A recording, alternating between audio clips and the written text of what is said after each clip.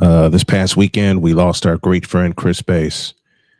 Chris was an honor to not just the radio world, but to people who were around him and people who knew him. You could not come away from an interaction with him without knowing more, without loving him, without knowing him, and without an appreciation of him. God bless you, Chris, and God bless your family. Let's go. I can't do it. We'll do it live. Do it live! I'll write it and we'll do it live! Mister, will you please wake up, wake up, wake up, wake up, wake up?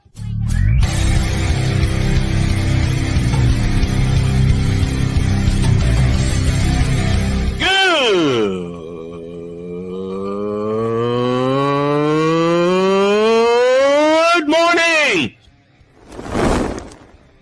Snowman here to all you Brock Purdy and San Francisco 49er haters. Shut up!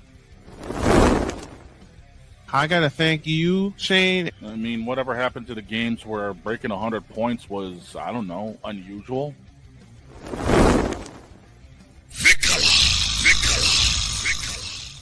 There was one word to sum up the All-Star weekend. Trays. Cause we take this job so serious. Splash Brothers, yes. Ray Allen, replace him with Steve Kerr. Reggie Miller, yeah.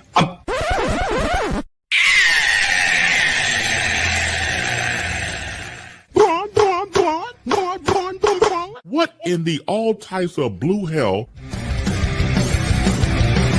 I don't know, Fritz. I don't know. Let's rock. Let's go, buddy. Let's go. Chris, we're going to laugh. We're going to honor you by laughing. We're going to honor you by telling the truth about sports. And we're just going to be ourselves because that was your greatest advice, not only to me, but to everyone who came to know you. Good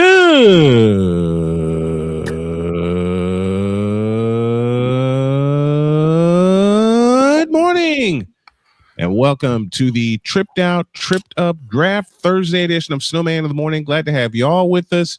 3 hours for you today. First hour, whole bunch of stuff because got interviews with my good friend John Leahy out of Lowell, Massachusetts. He's going to join us. The superback from Chicago, Sean Sierra, he's going to join us. And let's see, there was something else. Oh, yeah, the return of Simpsons football talk. Now, I will tell you all three of those segments were taped, but you are going to see them when as we go along here. Droid's with me, and welcome to those of you on the Grilled Sports Network. Victor Locke is with me. Good morning, gentlemen. How be you? I don't want to be a victim of the Lakers, man. I don't want to be a victim. Oh, Droid, be quiet. Yeah, because knowing unfortunately, if something happens, then yeah, Droid's gonna have to hear from bronzexuals everywhere. It's already bad enough the cadavers are up 2-0. I don't care about the cadavers. They're gonna get beat up in the next round anyway. And I'm already having a worry. Why are you already having to worry? Now, earlier I broke the news about Brandon Arbery getting a deal, right? Mm-hmm. Then I thought about it. Oh crap! What's gonna happen to the rest of the offense? He is your only part of the offense. Seems like it. It's not seems like it. That's just is it. Brandon Aubrey's been the only part of the Cowboys offense since last season. Did we forget about what George Pickens did? Who cares about GP3? Hey, he's one of our elite receivers right now. Elite. Shut up. I mean, at least we don't have to worry about. At least we don't have to trust. Who puts George Pickens and elite in the same sentence? I didn't say elite, but he's best we got right now.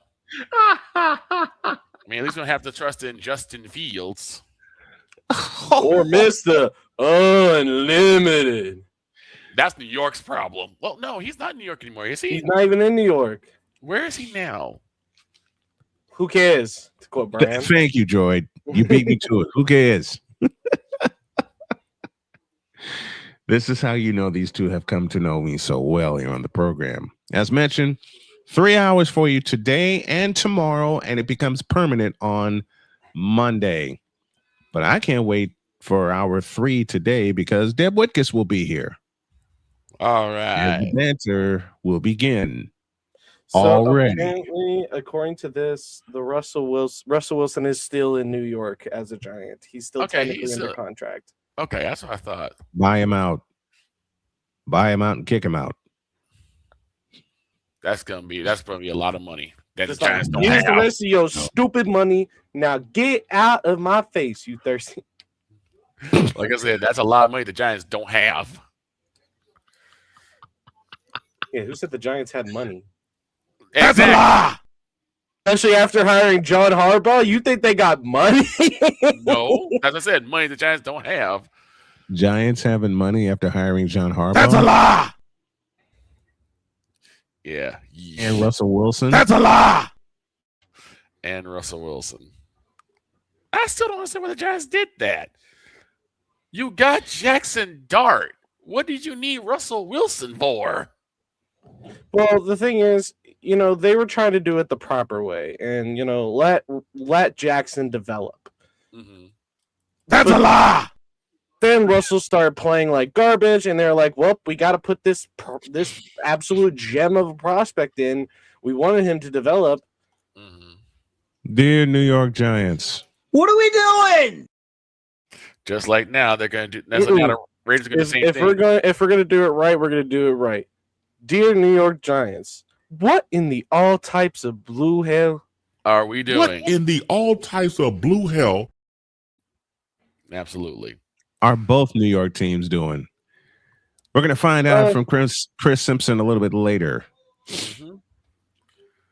Nobody cares unless your name is Ryan McCarthy.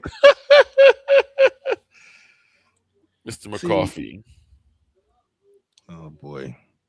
Now, I want to send a shout out to Mr. McCarthy. He's been a little under the weather. Allergies are kicking in. So Ryan, we hope you get well soon.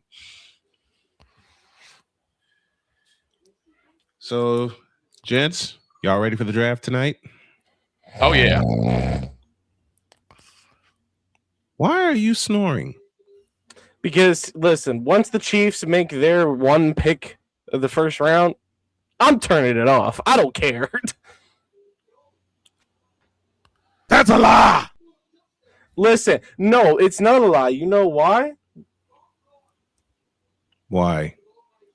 Because Sabres Bruins is tonight at 6 p.m. on TNT. I repeat my sentence. That's a lie. And I got Nuggets Warriors at 8:30 p.m.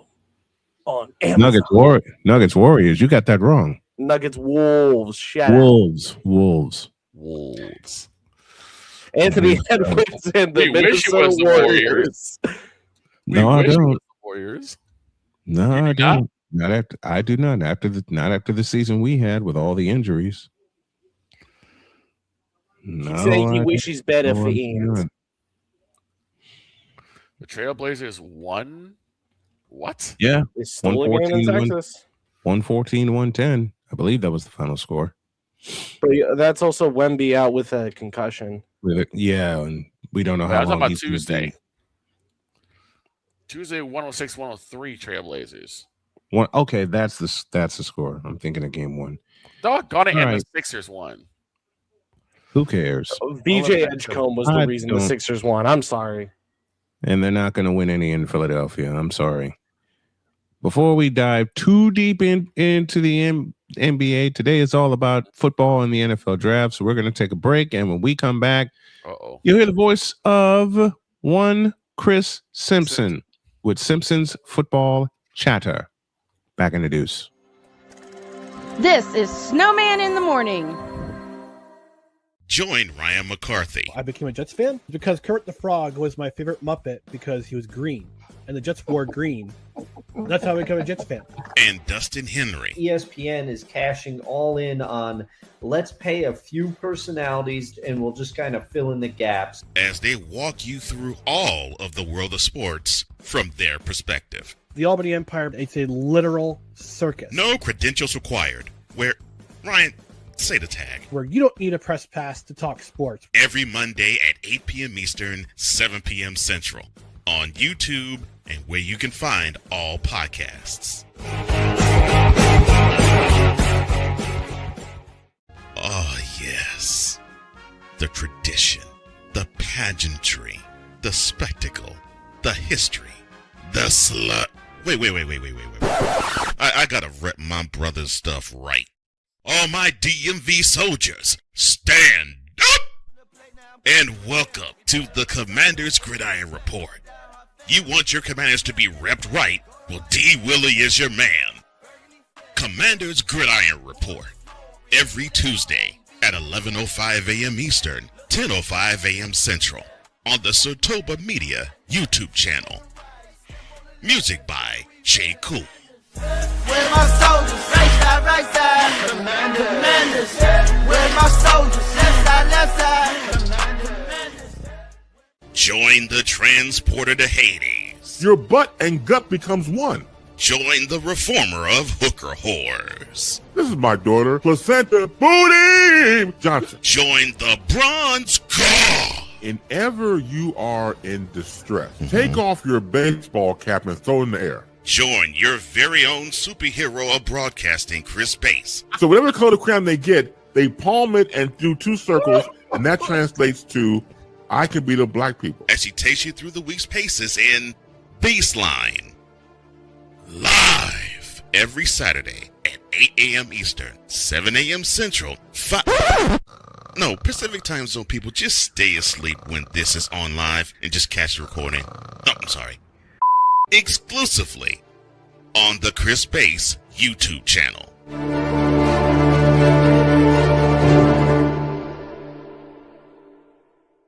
Cause we take this job so serious. I'm on Alarm Island. Give me them cocks! Okay. What in the all types of blue hell? This is Snowman in the morning.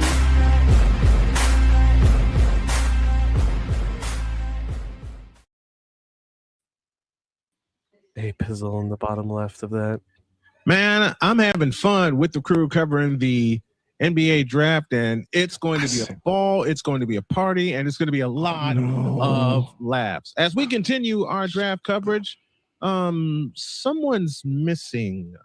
Jody just handed me a note here. Oh yeah. We got to have some football chatter, Simpson style.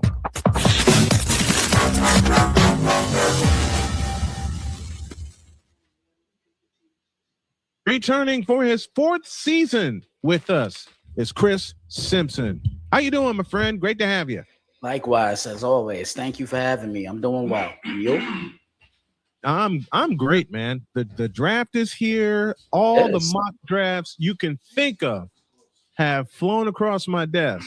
And before I even came on the air, my wife asked me, "Are you going to do at least one mock draft?" I told her no. She says, "Why not?" There's too much unpredictability in the draft. I mean, we know we know who's taking the Raiders taking it with the first pick, but after that, that's where all the fun starts. So this is a fun time. Yeah, it really is. And I think the draft, I think the draft starts at number 2. Because I think the Jets are going defense with that first pick. Because you remember they also have a pick at 16. Yeah. And that's courtesy of the Indianapolis Colts with the Sauce Gardner deal. Yep.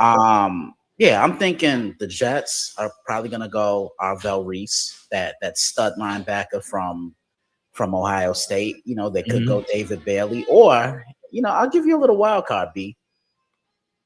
Don't be surprised if they go Carnell Tate. I wouldn't be surprised. I wouldn't be surprised either. I think he's the best pure wide receiver in this draft. And I mean, remember, this was a guy who started at number 3 on the depth chart, and then he just kept working his way up and really became an intricate part of what they did in Columbus last year. What I love about Carnell Tate is that he has great hands. And I was introduced to a stat a few years ago because I heard it on a broadcast, the catch radius. The catch radius for Carnell Tate is insane. Yeah, and for me, it's his route running. I mean, look, couldn't care less what you do with catching the ball and everything. But as a wide receiver, I look for 2 things. 1, what are you doing to free yourself to get open without the ball? And 2, once you catch the ball, what are you doing with it in space? Yards after the catch really stand out. Yeah. That's a great point. Yards after the catch has become such a big stat, especially lately. Who are some other stud wide receivers aside of Carnell Tate that could, I capitalize the word could, go in this first round? Definitely Mekhi Lemon from USC. I raved about this young man all year long last year. Reminds me a lot of Amon-Ra St. Brown. Not afraid to go over the middle. He can block. He can stretch the field. He can go over the top and take the coverage, take the top off your coverage. Just tough, and I think any team that gets him, they're going to benefit from his services. I think no matter where he goes or whoever happens to grab him, he's going to have an immediate impact. It's just about a foregone conclusion that the Raiders are going to select Fernando Mendoza, the Heisman Trophy quarterback winner out of Indiana and national championship winner. How does Mendoza, 2-part question here, how does Mendoza benefit the Raiders, number 1? And number 2, do you give him the keys immediately? How does he benefit the Raiders? They got a long way to go. Yeah. I mean, listen. I think they're getting it right. You saw how active they were in free agency. They had the money and they spent it, so I'll give them that. But they're nowhere close to being considered a winner. I think he comes in and hopefully he can give them a little bit of stability at quarterback, because this is something they haven't had in quite some time. I mean, dare I say it, maybe since Derek Carr in 2016. And to answer number 2, would I give him the keys in week 1? I would. I mean, you drafted him number 1 overall for a reason. Brian, look, you've watched a lot more football than me. You're a little older than me. And name a time when you've ever seen a number 1 pick sit on the bench outside of Eli Manning. I haven't. Because Eli was a number 1 pick in 2004. Right. And the best example of me seeing the number 1 pick and getting the keys immediately was Peyton Manning with the Indianapolis Colts. And Cam Newton. Cam Newton, and I'm trying to think. There were others. Andrew Luck. I mean, you remember the Colts released Peyton Manning to draft Andrew Luck. So Andrew Luck became Manning's successor. And he got the keys. He got the keys immediately to the offense. Peyton Manning, Cam Newton, Tua Tagovailoa. When he came in, they immediately gave him the keys. And Joe Burrow. And Joe Burrow. Same with Joe Burrow was a number 1 overall pick. So I think Fernando's going to start. But I think the Raiders were smart in signing Kirk Cousins, a guy that can really mentor him. Because in this league now, you really have to have a quality backup. Right. You really do. And I mean, Kirk Cousins is at the tail end of his career, but I can't think of another guy that will be really concerned that Minnesota for Fernando. Chris Simpson joining me here in the NFL Draft. You talked about teams having a reliable backup quarterback. I submit to you the story of Mac Jones and the year he had with San Francisco. Yeah, he had a great year last year. And honestly, I think it's all about just finding the right system and the right fit for you. When he was in New England, they really didn't put a lot around him. He had better weapons around him in San Francisco, and he was able to thrive. I mean, he really kept the 49ers afloat when Brock Purdy was out. I really got to give him props. And that's also a testament to coaching and Kyle Shanahan. I thought last year was the best job that Kyle has done since taking that job. Agreed. With all the injuries that the 49ers went through, losing Nick Bosa, losing Fred Warner, losing Ricky Pearsall for a few weeks. You lose Brock Purdy for 8 weeks, and yet somehow they kept rolling along. And I think it surprised everybody that thanks to the loss by Detroit, I believe it was week 14, San Francisco clinched the playoff berth, and it had the rest of the NFL going, what? I'll tell you this. You know, if Mike Vrabel didn't win Coach of the Year last year, Kyle would have had my vote. Same. Without question. I mean, you lose all that. And then let's also mention that he loses George Kittle to a 20 Phillies in the playoffs against Philly. And you lose one of the best parts of their offense in George Kittle. So they lost a lot of flexibility on both sides of the ball. And yet they went into Philadelphia, even what you mentioned a moment ago, even losing George Kittle to a torn ACL, and they come out of there with the win against the defending world champions. Best win of the season for them, if you ask me. Yep. Best win of the year for them. They just went into Philly and punched them in the mouth. They did. They did. We're looking at the draft order, and I'm going to come to the New York Giants at number 5. I know they got a lot of pieces missing, but what is their most pressing issue? No, I think they need a quarterback of the defense. You know, a guy that can rally the troops, a guy that can kind of be that glue piece in the middle, right? You know, a guy that can call the plays and knows everything. And I think Caleb Downs would be absolutely perfect here. If I'm being completely honest here, Brian, I think he's the best player in this draft. You talk about a rangy safety that can do it all. Play in the box, pick up slot receivers, pick up running backs in the flat.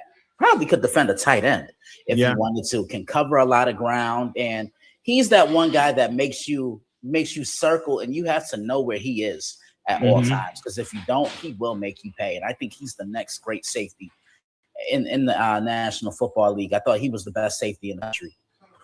Caleb Downs was something else.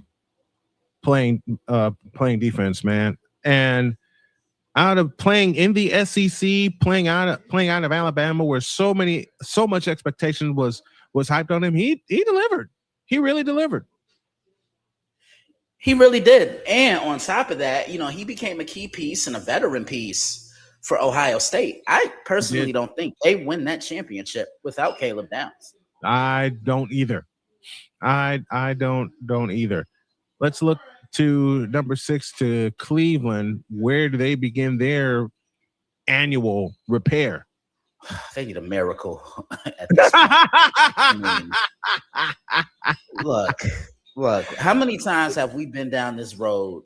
You know, in 4 years together on the air. How many times have we been down this road? Right? No, look. I think they really don't have a receiver that scares you. You look at every team in the AFC North. You know, they have receivers that put fear into a defense. I mean, Cincinnati has Jamar Chase. The Steelers, they have DK Metcalf, and they just traded for Michael Pittman this offseason. You know, Baltimore, they have, you know, Zay Flowers. I think Zay Flowers is good. You know, I think I could see Carnell Tate fall into Cleveland here. He gives whoever's going to be starting that quarterback a true, solid number 1 weapon on the outside, a guy that can come in and really have an impact off the bat. You know, they just traded for Michael Pittman. The Steelers just traded for Michael Pittman. You could see Carnell Tate falling to Cleveland, but who gets the ball week 1 in Cleveland? Deshaun Watson. You see how much money they're paying that man? Oh, the cap. If they were to ever let him go. Listen, I don't care if you got 1 foot. You getting out there and you start. Exactly. I'm just saying. I think it's gonna be Deshaun. Look, this is no knock on Shador. I think Shador has all the talent in the world, but there's things he has to polish up on. Yes. It's simple. I mean, remember, you know, he's young. Let him learn, let him develop. And I'll tell you this. Tom Brady said it best. I saw him speak at the Fanatics Fest, the inaugural one. And he said, you know, the reason why a lot of these young quarterbacks don't succeed now is because they're thrown into the fire right away. Yeah. Let them learn. Let them sit back. Let them learn how to read NFL defenses, because the defenses are a lot different than what you saw in college. You know, they're not as quick. The guys are faster. The guys are bigger and stronger. And I personally think Tom is right in this instance. I mean, he didn't start right away, and I think he panned out pretty well. Yeah, well, you can't knock Tom Brady's career for as you said, he started on the bench, and then a lucky hit got him into the game to replace Drew Bledsoe, and the rest is history. The rest is history. I mean, yeah. The rest is history. Let's go back up to number 4 with the Tennessee Titans. We saw what happened to them this past year. What is their most pressing need? They could go running back because Tony Pollard's getting a little older now. You don't know how much more he has left in the tank. Or you see who the head coach is now for the Tennessee Titans, Robert Saleh. And I thought that was a phenomenal hire for them. You know, he's in a smaller market because, you know, that New York market can be tough for some guys. Brutal. But I thought he was the scapegoat here. They really didn't give him a lot to work with. And they kept giving him less and less chance to get somebody that will work with that offense. So they handcuffed him the moment he got to New York. I'm gonna say they go David Bailey at 4. Another one that I raved about during the college football season. You know, if you watch that Texas Tech defense, they had a big 4. They did. O'Mello Height on one end. They had Lee Hunsa in the middle. They had David Bailey, who I just mentioned, and Jacob Rodriguez in the middle. You know, I thought, you know, he was the guy that kind of kept it all together. But David Bailey, I mean, he was a man amongst boys. I remember the first game in which I got to cover him. Plays the run the same way he does the pass, with that same relentless and consistent energy. And he just a motor. And I think Robert Saleh would really use him to his full strengths and capabilities. That's Saleh's strength because he was defensive coordinator for many years. How about Arizona? What is their most pressing need? Oh man, I mean, they could go offensive line. They have so many pressing needs. They can go offensive line. They could go quarterback. They could go, you know, they could go edge guy. They could go linebacker. But you know, I think running back probably suits them best because James Conner, we don't know how much longer he has. Or did they release him? I really don't remember. But yeah, I think they go and get Jeremiah Love, a true home run hitter, a big part of what the Notre Dame offense was able to do when the Irish handed him the ball and they ran the offense through him. You saw great things happen. I mean, he can take a play and take it the distance. You know, catches the ball out the backfield, and he blocks as well. So I look at these little things with a lot of these prospects. At 7 is Washington. Where do they go? You know, they can go edge guy. You know, I thought they had a tough time getting after the quarterback. I think they're going to go defense here. Whether that be defensive back, whether that be a linebacker. Why not a Sonny Styles? 6'5", about 240 pounds, can learn from Bobby Wagner. You know, I think Bobby is probably going to be out after this year, and he just give the keys to Sonny. But Sonny was such an intricate part of what Ohio State did, and I raved to you about the Ohio State defense throughout the year. I mean, that front 7 was so mesmerizing. Let's put it that way. And Sonny Styles was a big part of that. He was. Gonna go down the order a little bit. Let's look at 11 with Miami. Tua is gone. They are in need of a quarterback because I don't know if Quinn Ewers can pull the trigger. But what do you see for Miami at number 11? So they have 2 picks in the first round. You know, at 11, and then they pick later down the road in the first round because at 30, which would have been Denver's pick. Yes. They could go wide receiver here, but I think this is a very wide receiver heavy draft. It is. I think they could go defensive back, like a Mansour Delane from LSU, or Colson Hood from Tennessee. That's a possibility. Or you know, you go wide receiver. You know, maybe Omar Cooper Jr., KC Concepcion from Texas A&M.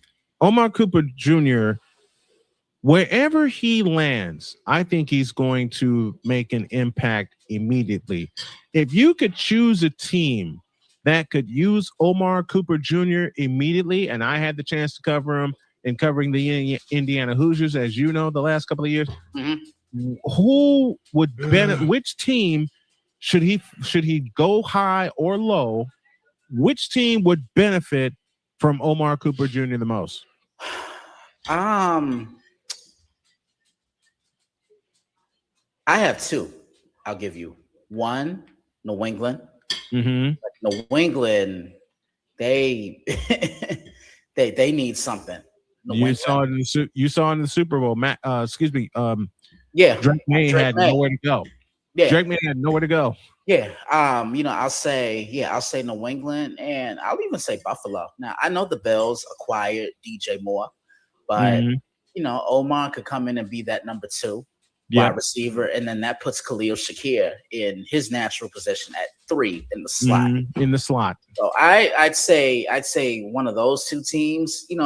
Maybe even the Chargers, because they were a little hit or miss at times. Yes. Offensively. I mean, yeah, Quentin Johnston's good, but can you rely on him?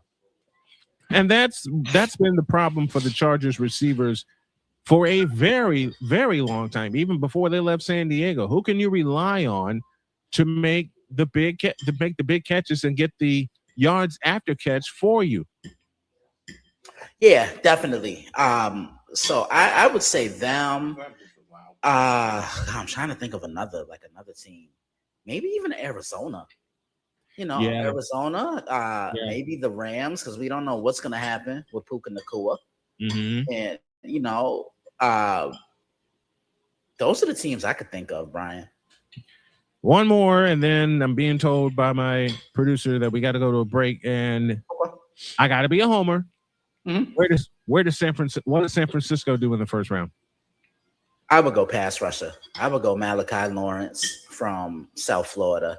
Yeah, because Nick Bosa needs another guy to play alongside of him. And look, he's going to command a bunch of double teams and a lot of triple teams, and you can't double and triple everybody. Malachi is 6'4" with long strides, has that motor to get home to the quarterback, plays the run. I think he fit in perfectly with the Niner gang. Who the person I was thinking offensive line they would do. No wrong with that. And I was looking at Max Iahechenor out of Arizona State.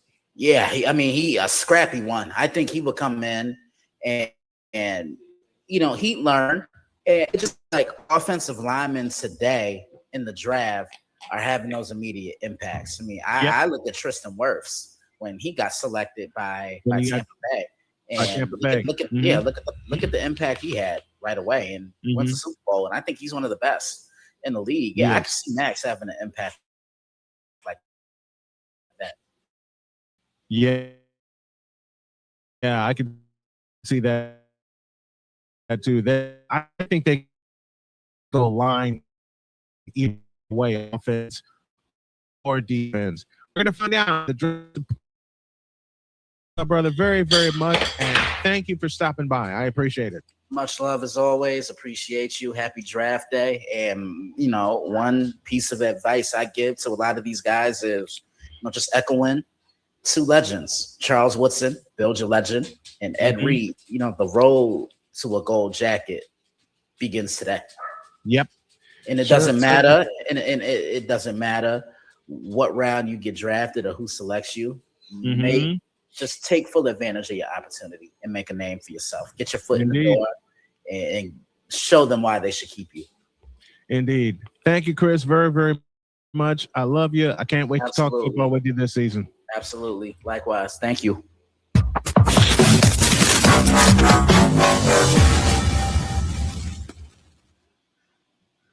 Go to the Go Jacket starts today, and two legends that were not drafted in the first round, Tom Brady, Joe Montana.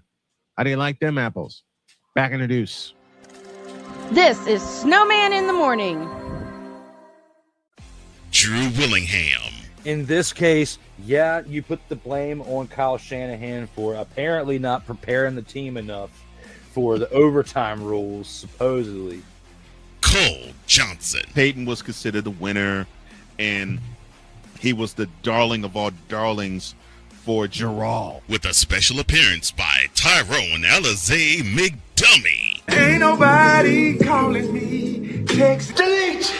Delete! Delete! Delete! Delete! Delete! Join these two football enthusiasts as they give you Total Football Talk.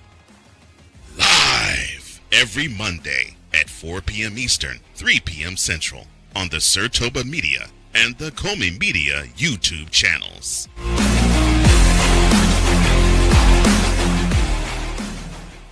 Hey, Eagles fan. Join my man Cool McCain and a host of others as they break down every single game, every single week in an objective manner, and also from a fan's perspective as well. Remember, this cast feels just like you. Nobody likes you. And you don't care. Fly, Eagles, fly. Eagles Elite Podcast. Every Wednesday at 8:30 p.m. Eastern on YouTube and other podcast outlets.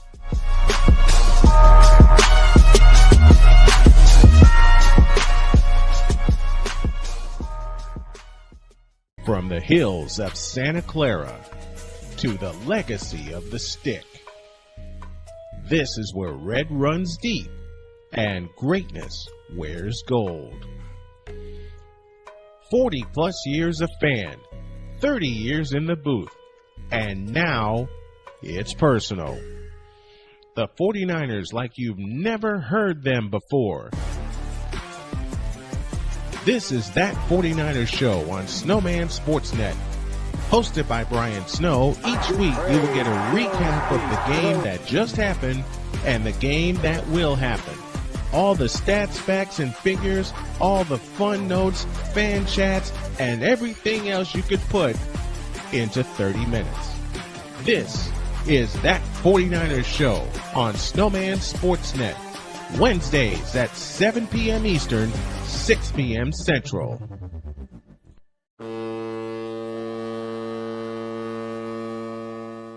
Cause we take this job so serious. What are we doing? What in the all types of blue hell? This is Snowman in the Morning.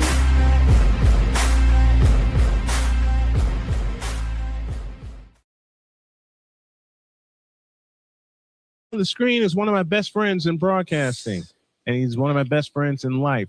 As we revive Mike, please help me welcome John Leahy. John, how are you, Mike?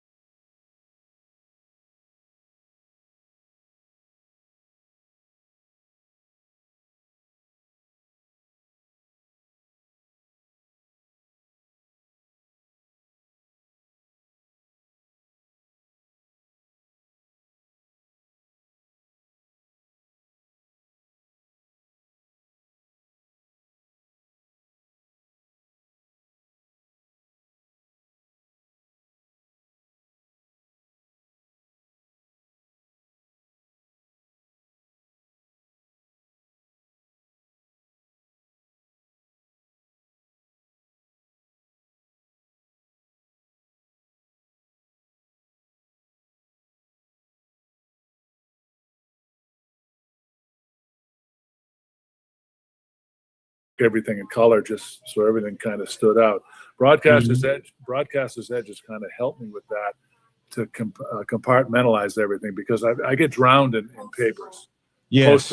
Poster board. My wife just told me it was his poster board. Yeah, but I like to work with as little paper as possible. I don't like a cluttered workspace. I like to know where everything is and where I can retrieve it when I need it. So that's where the beauty of Broadcaster's Edge comes in. But like I said, we all have our own way of doing it. There's no wrong way. So whatever works for the individual broadcaster is great.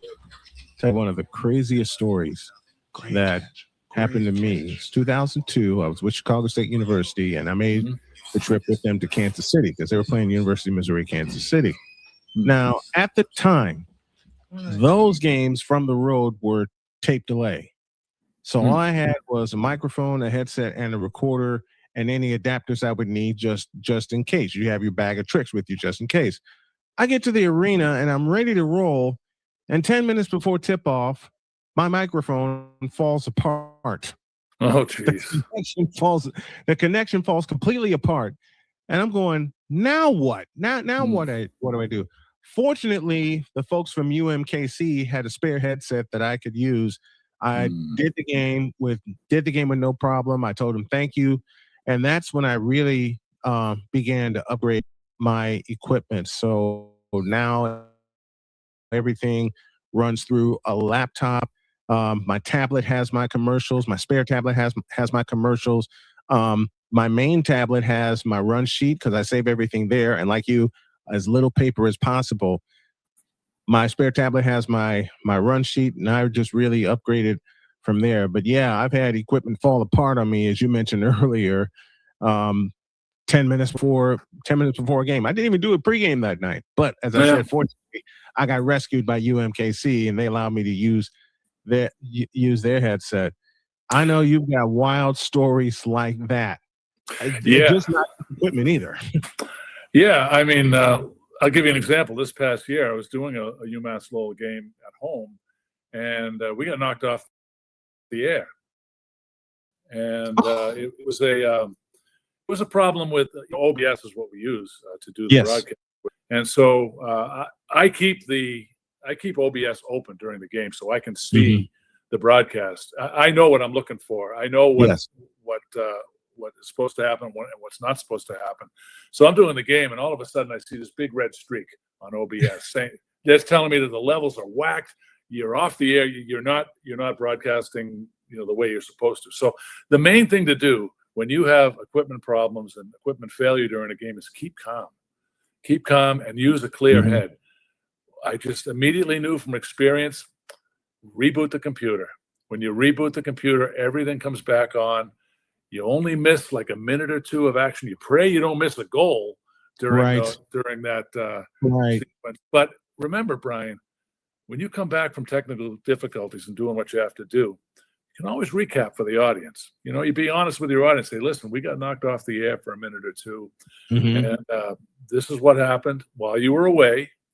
Hopefully you'll say you didn't miss anything. Right. But you have and you're supposed to recap the action anyway, right? Yeah. Especially when you're on That's radio. a rule. That's a rule, especially on radio. Every couple of minutes you should be giving score and time. You should be recapping to your audience how you got to that point. So we've all been there, and it's just you got to keep a calm head when stuff goes wrong. And I've learned that from experience. Yeah. Keeping a level head is so important. And I've had to learn that through experience several times. One of my other craziest games was 2002. It was a high school game with the number 3 and number 2 team in the area, and both were in the same league, the Chicago Catholic League, which I enjoyed covering for the better part of 14 years. And all the media pundits called me and they said, "Are you doing Brother Rice St. Rita tonight?" I said, "You better believe I'll be there. You better get there early because there are going to be a lot of folks in Chicago media there because it's a big game, and St. Rita's got a small booth." Well, at the time, I didn't have a car, and I got stuck on another assignment, and I'm racing to St. Rita, and sure enough, the booth was full. So the fellow in charge said, "I got an option for you. Talk to me. Can you climb up to the roof and cover the game there?" I looked up and I went, you know what? The heck with it. I'll do it. So I brought my equipment up to the booth, and it started raining. Oh. It was sunny when I got to the stadium. It started raining right during the first quarter. Fortunately, I had my umbrella, but unfortunately, a gust of wind took care of that, and I see my umbrella flying up 79th Street. I'm soaked to the bone now. Can't see any numbers on the field, and I'm just using a graph in my head of where the numbers are, and I faintly see the helmet at the 50-yard line. So I said, all right, that's my baseline. That's what I can use. You know that game went 6 overtimes? Oh, jeez. That's amazing. That's amazing. Did it rain the whole time? It rained up until the fourth quarter. Oh, wow.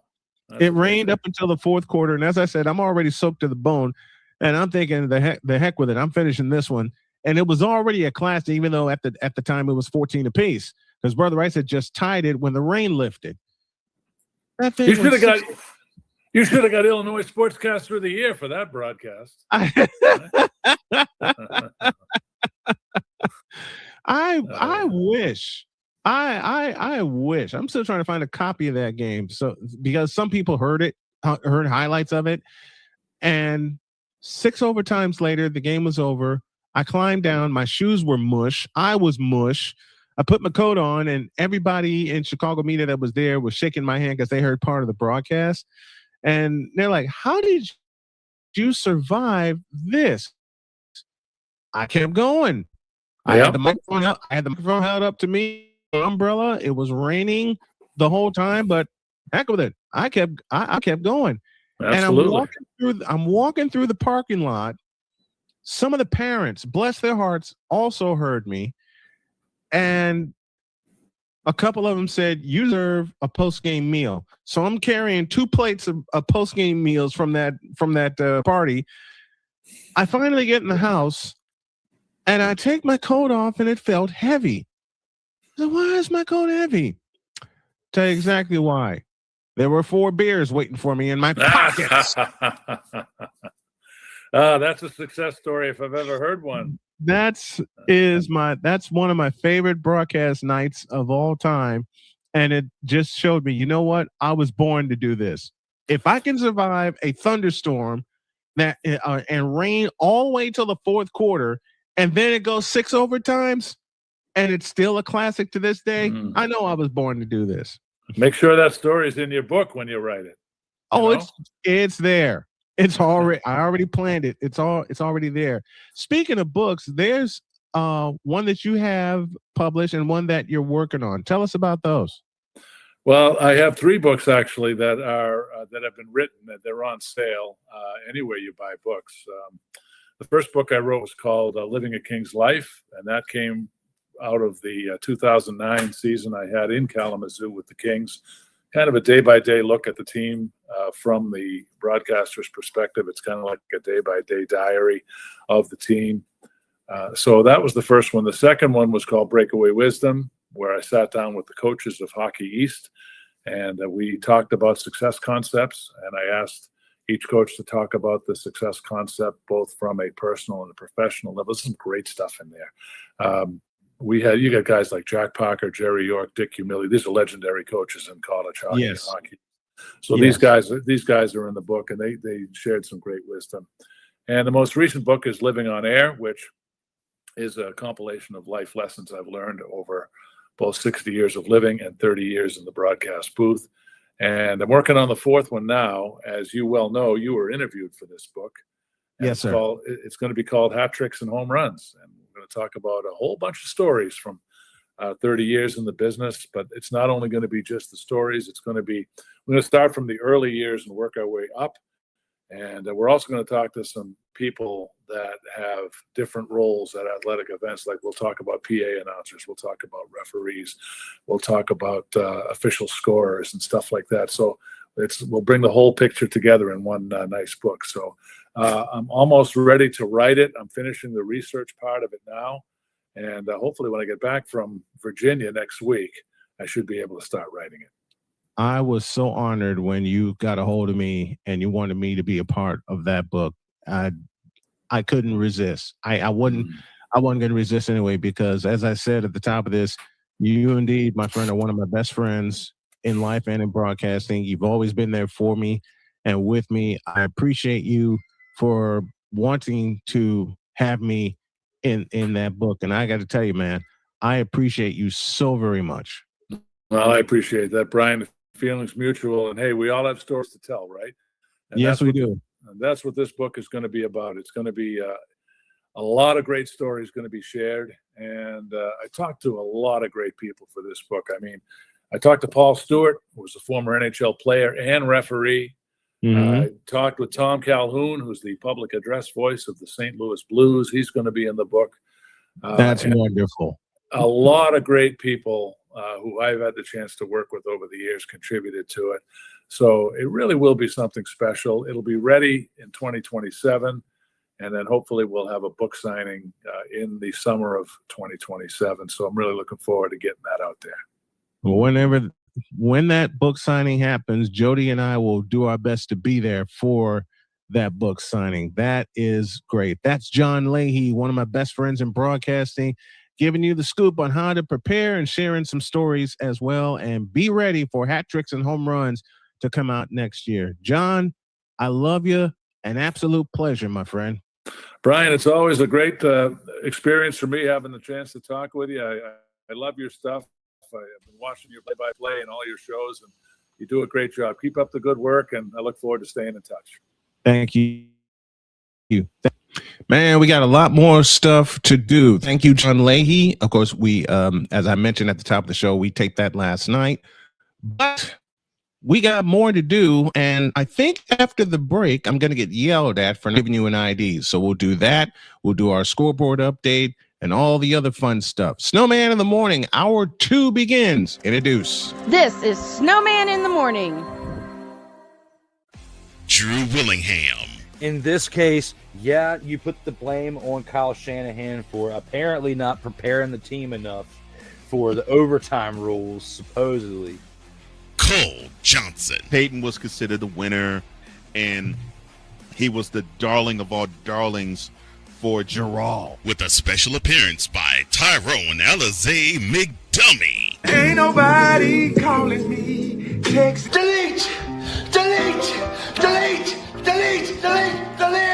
Join these two football enthusiasts as they give you Total Football Talk. Live every Monday at 4 p.m. Eastern, 3 p.m. Central on the Sertoba Media and the Comey Media YouTube channels.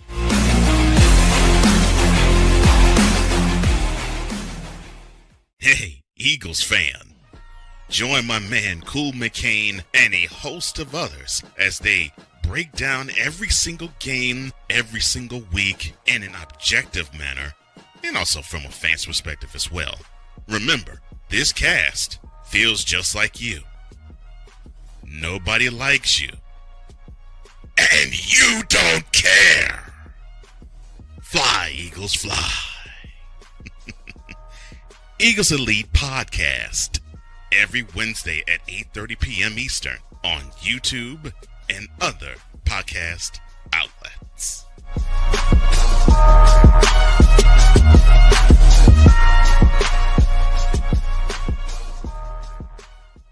From the hills of Santa Clara to the legacy of the stick, this is where red runs deep and greatness wears gold. 40 plus years of fan, 30 years in the booth, and now it's personal. The 49ers like you've never heard them before. This is That 49ers Show on Snowman Sportsnet. Hosted by Brian Snow, each week you will get a recap of the game that just happened and the game that will happen.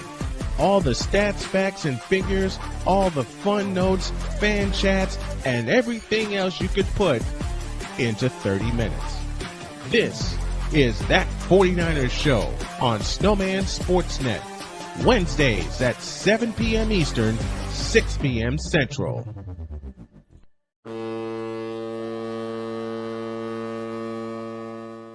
because we take this job so serious. What are we doing? What in the all types of blue hell? This is Snowman in the Morning.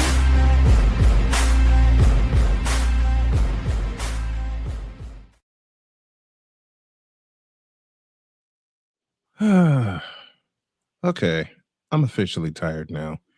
WNID, this is Snowman in the Morning. You're listening to WJKS. Wait, TV, wrong one. Broadcasting live Wrong in your one. region, across our nation, and around the world.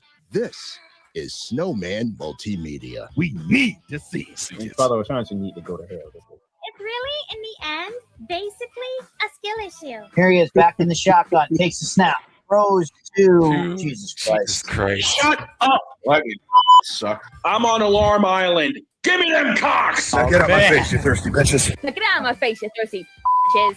Now get out of my face, you thirsty bitches. Now get the hell out of my face, you thirsty bitches. It wouldn't be a Snowman in the Morning without some Snowman in the Morning stuff. We Yeah. We need to see it. We need to see it. Absolutely. Thank you, gentlemen, for catching the mistake I made while I was running that interview. Thank you very, very much. And thanks to Napoleon for catching it first. 11:05, 5 minutes after the hour. Hour 2 is here. Well, gentlemen, tonight's the night. Tonight's the the NFL night. draft. No. Oh, come on. You know, what was the number? What was the pick the Chiefs had? I want to say it's The 9th? Yeah, I want to say it's the I think it's 9th. 9. Let's find out. Yeah, we're gonna find out. We Live- did this Live yesterday. research, people. We did Yes, this live yesterday. Snowman and I did research. this yesterday. Mm-hmm. Where we did the draft order. Okay. I got the draft order up. This is via ESPN, the 4-letter network. Numero uno goes Of to course. the Raiders. The second one goes to the Jets. The third goes to the Cardinals. The fourth to the Titans. And the fifth to the Giants. The sixth goes to Mr. Bay's team, the Cleveland Browns. And And where's yes, Cleveland Browns? With the sixth pick in this year's draft, the Cleveland Browns select a miracle. a do-over of the 2025 draft. No. A do-over from 1999. There you go. And yes, the Chiefs are number 9. Yep, Chiefs pick 9. Which way do they go, Droid? We'll start there. Which way do they go? Let's go. I don't really know what at this point. I mean, I think a good pick would definitely be defense. That'd be a great pick. We need an edge rusher. This is a very wide receiver heavy draft. Taking a wide receiver in the first round just doesn't sound like a logical decision for me, especially for the Chiefs. Yeah, you got, Mhm. and the thing is, you have a good running back coming off from their Super Bowl win in Seattle. Mhm. Mhm. Yes, you do have to contend with Justin Fields in the interim, but we know Patty Mahomes is going to be on the way back. So we And know you said that the key, and Victor, you said the key words in the interim. in the interim. In the But interim. I gotta say, they the most envious wide receiving core has got to be the Chiefs. They have just a lot of talent in wide receivers. They really do. I don't know about that. I look at it that way. I mean, you got Rashee Rice and Xavier Worthy. Outside of that, The X-Man. Tyquan Thornton, I guess. I like the X-Man. Xavier Worthy's really good. He's I do really too. good, but I do too. he needs to stay out of trouble. That's the thing. That's even everybody. And he needs to do better route running. That's another thing. Oh, Lord, that man cannot run a route to save his life. That's gonna be a hindrance, but Needs to do better route running. What? He's got to Okay. get more. He's got to get more precise with his routes. with his cuts particularly. Mhm. What in the world did the Giants do at number 10? They have 5. They have Blow it up. They got their running back. They got their quarterback. They got the running back. They got the They got quarterback. Malik Neighbors at wide receiver, and Darius Slayton, and Wandale Robinson. Not a bad wide receiver room. I would add something in like the second, third round. Again, wide receiver heavy draft. You could wait till like the third round and still get a pretty good receiver. Yeah. But I think they need a secondary. Yeah, badly, because they got killed in the secondary. I would say get a safety. If there's a high hyped safety, grab him. Yeah, here's the crazy thing. The Giants have 2 picks in the top 10, the 5th and the 10th. You go defense with both of them. You go secondary. I say you go secondary with both of them because that's how teams beat the Giants last year. They took the top after they beat up Philadelphia in the Meadowlands. How did teams beat the Giants? Over the top. They took the top off the secondary. Yep, over the top. They beat them over the top. Oh, wait. The Chiefs do have 2 picks. They have one in the 9th, and they have one in the 29th. So a second pick, 29th, I think that's where you maybe select a receiver. You could select secondary since we lost I already forgot his name. He's not even on the team anymore. Oh Lord. That's how much you remember him, right? No, he was really important, dude. We traded him to the Rams. Why'd you do that? Make playmakers smile for once. Los Angeles. Father tries to go to hell is what you do. Now, Federal trying to don't make me. Short don't make me hell is what he do. Don't make me dig that clip up. I'll do it. I know you will. Don't make me dig that up. I mean, I laughed my head off yesterday. I asked Snowman this question. I'm gonna ask you. Trent McDuffie. Okay. Trent McDuffie. One more time. Yeah. Trent McDuffie. Okay. Now I asked question Snowman yesterday when we were on the phone. I'm gonna ask you, Droid. Is there a player that everyone perceives to be a top draft pick or a first round pick that you think is going to fall by the wayside? Like 2 years ago, we had Will Levis, and of course, last year was Shedeur Sanders. The cacophony of Shedeur Sanders. Who do you think is like that this year? This year? Ooh. Ty Simpson. Okay. Without a doubt, Ty Simpson. I agree. I think it's one that Mr. Marks had. I think Ty Simpson is not ready for the next level. He's not. Of course, Carson Beck, you could also say, but Ty Simpson, he's not ready for the next level. Neither quarterback, Carson Beck nor Ty Simpson, is ready. And I think a bigger one than Ty Simpson, Drew Aller. Yeah, Drew Aller. And the last 2 quarterbacks we mentioned, Drew Aller and Ty Simpson, have something in common. They're coming off of injuries. Major injuries. Major ones. Yeah. I think your top 3 quarterbacks in this draft. We know it's Mendoza one. Mendoza, of course. I mean, it's Fernando Mendoza. Yep. Garrett Nussmeier out of LSU. And since Diego Pavia is not till next year, I can't say Pavia. And what's his name? Something more. Committed to Oregon. Dante Moore. He committed back to Oregon, so he's going to be playing another year. So I can't say him. Dante Moore said no, thank you. Isn't that the one that Mr. Marks has a problem with? Earl Marks has a problem. Yeah, because Earl Marks. Yeah, I'll say it for you. Dante Moore is a bitch. And he ain't he is a BITC. Let me talk about another. You know what? Wait. Just a moment. Just a moment. I hate to make this comparison when we're talking about quarterbacks and tonight's the draft. And good morning to everyone in the Fanatics feedback zone, including LA Edits and Zakia McCoy. Zakia has often come by here. We thank you all for joining in. Lost my train. Actually, no. Diego Pavia is eligible for this draft, so we'll say Diego Pavia. You're talking about Dante Moore. Dante Moore equals Shedeur Sanders. Oh. I think my top 5 QBs. We've already said the 3. My last 2, I'm gonna give it to Cole Payton out of North Dakota State and Taylor Green out of Arkansas. You know what? You said Cole? Remind me of his name again. Out of North Dakota State. Payton. I may have to do some research on that kid. Pre-draft the analysis, last time- according to the Four-Letter Network, Peyton's only year as a starter came in 2025 with the Bison. He is a polished, crisp lefty passer who has a thick frame and he's sound a southpaw. mechanics. Grab him. Peyton has a good setup, a quick release, and can change arm angles effectively. He does not have a lean arm strength, but is more than adequate to short to intermediate passing game.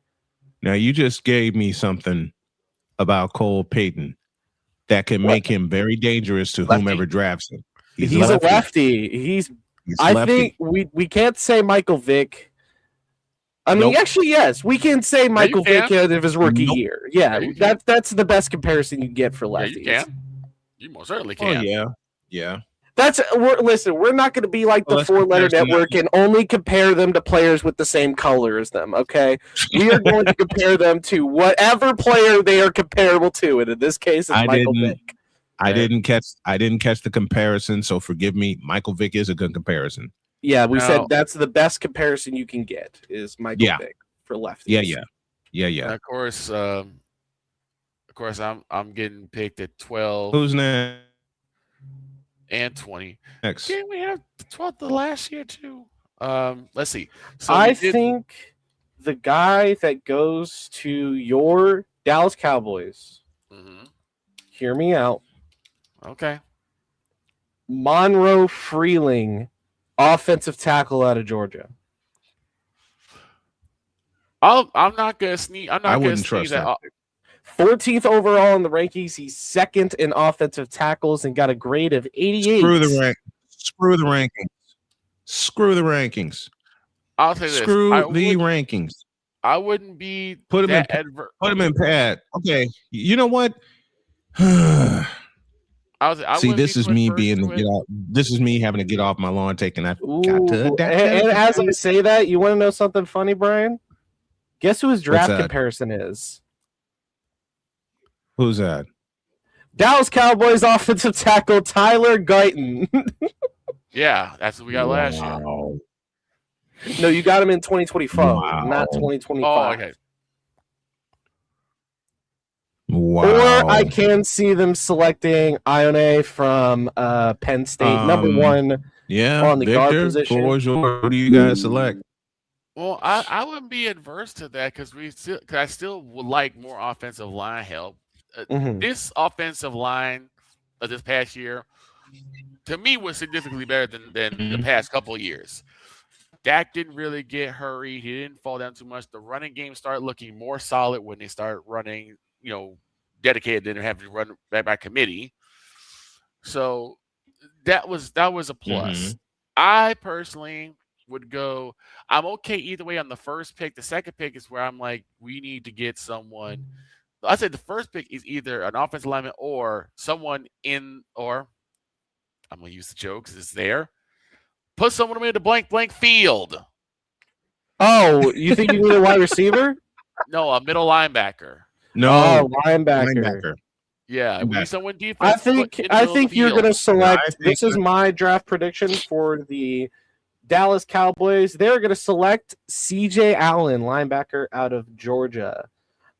This is the pro comparison. Roquan Smith. Okay. The only problem with Roquan was injuries. Let's just hope the young man avoids the injuries. Yes, absolutely, and I absolutely agree with you on that. I think that's who you draft for a linebacker. I can, however, see Anthony Hill Jr. out of Texas. His pro comp, according to Matt Miller, Edgerrin Cooper. Okay, hometown boy, makes a bit of sense. Linebacker out of A&M. He was drafted at pick 45 by Green Bay. Okay. Who do you think goes to Washington at number 7? Number 7, I mean, with Terry McLaurin obviously becoming unhappy, I think they select a wide receiver here to couple him. And I think I have. Well, Jordan, you pick one, and Snowman, you pick one. Jordan Tyson, wide receiver, Arizona State. You beat me to it. That's what I was looking at. I heard him say Jordan. I was like, all right, I'm going to go with him on this. 6'2", 200, can be a number one wide receiver, versatile. He's explosive, and he can run. Victor, what do we always repeat from Keith Jackson? That's the key to being a receiver. You gotta run. They run. Okay. And playing with the healthy Jaden Daniels. You need someone who's a speedster. You need someone who can burn the secondary. You need that. You absolutely need that. Okay, so let's go up to. You gotta have someone take the top off the secondary. Jordan Tyson, I think, goes to Washington. Okay, let's go to the top. We already know what the Okay. Raiders are going to do unless the Raiders pull a Browns move. Number 2, the New York. Let's hope not. Jets. David Bailey, edge rusher out of Texas Tech. Makai Lemon out of USC. I don't think they select Makai Lemon, and I'm gonna tell you why. Heck no. They just got rid of one of their edge rushers, and they're probably going to get rid of Jermaine Johnson. So you got to select an edge rusher to take his place. Okay.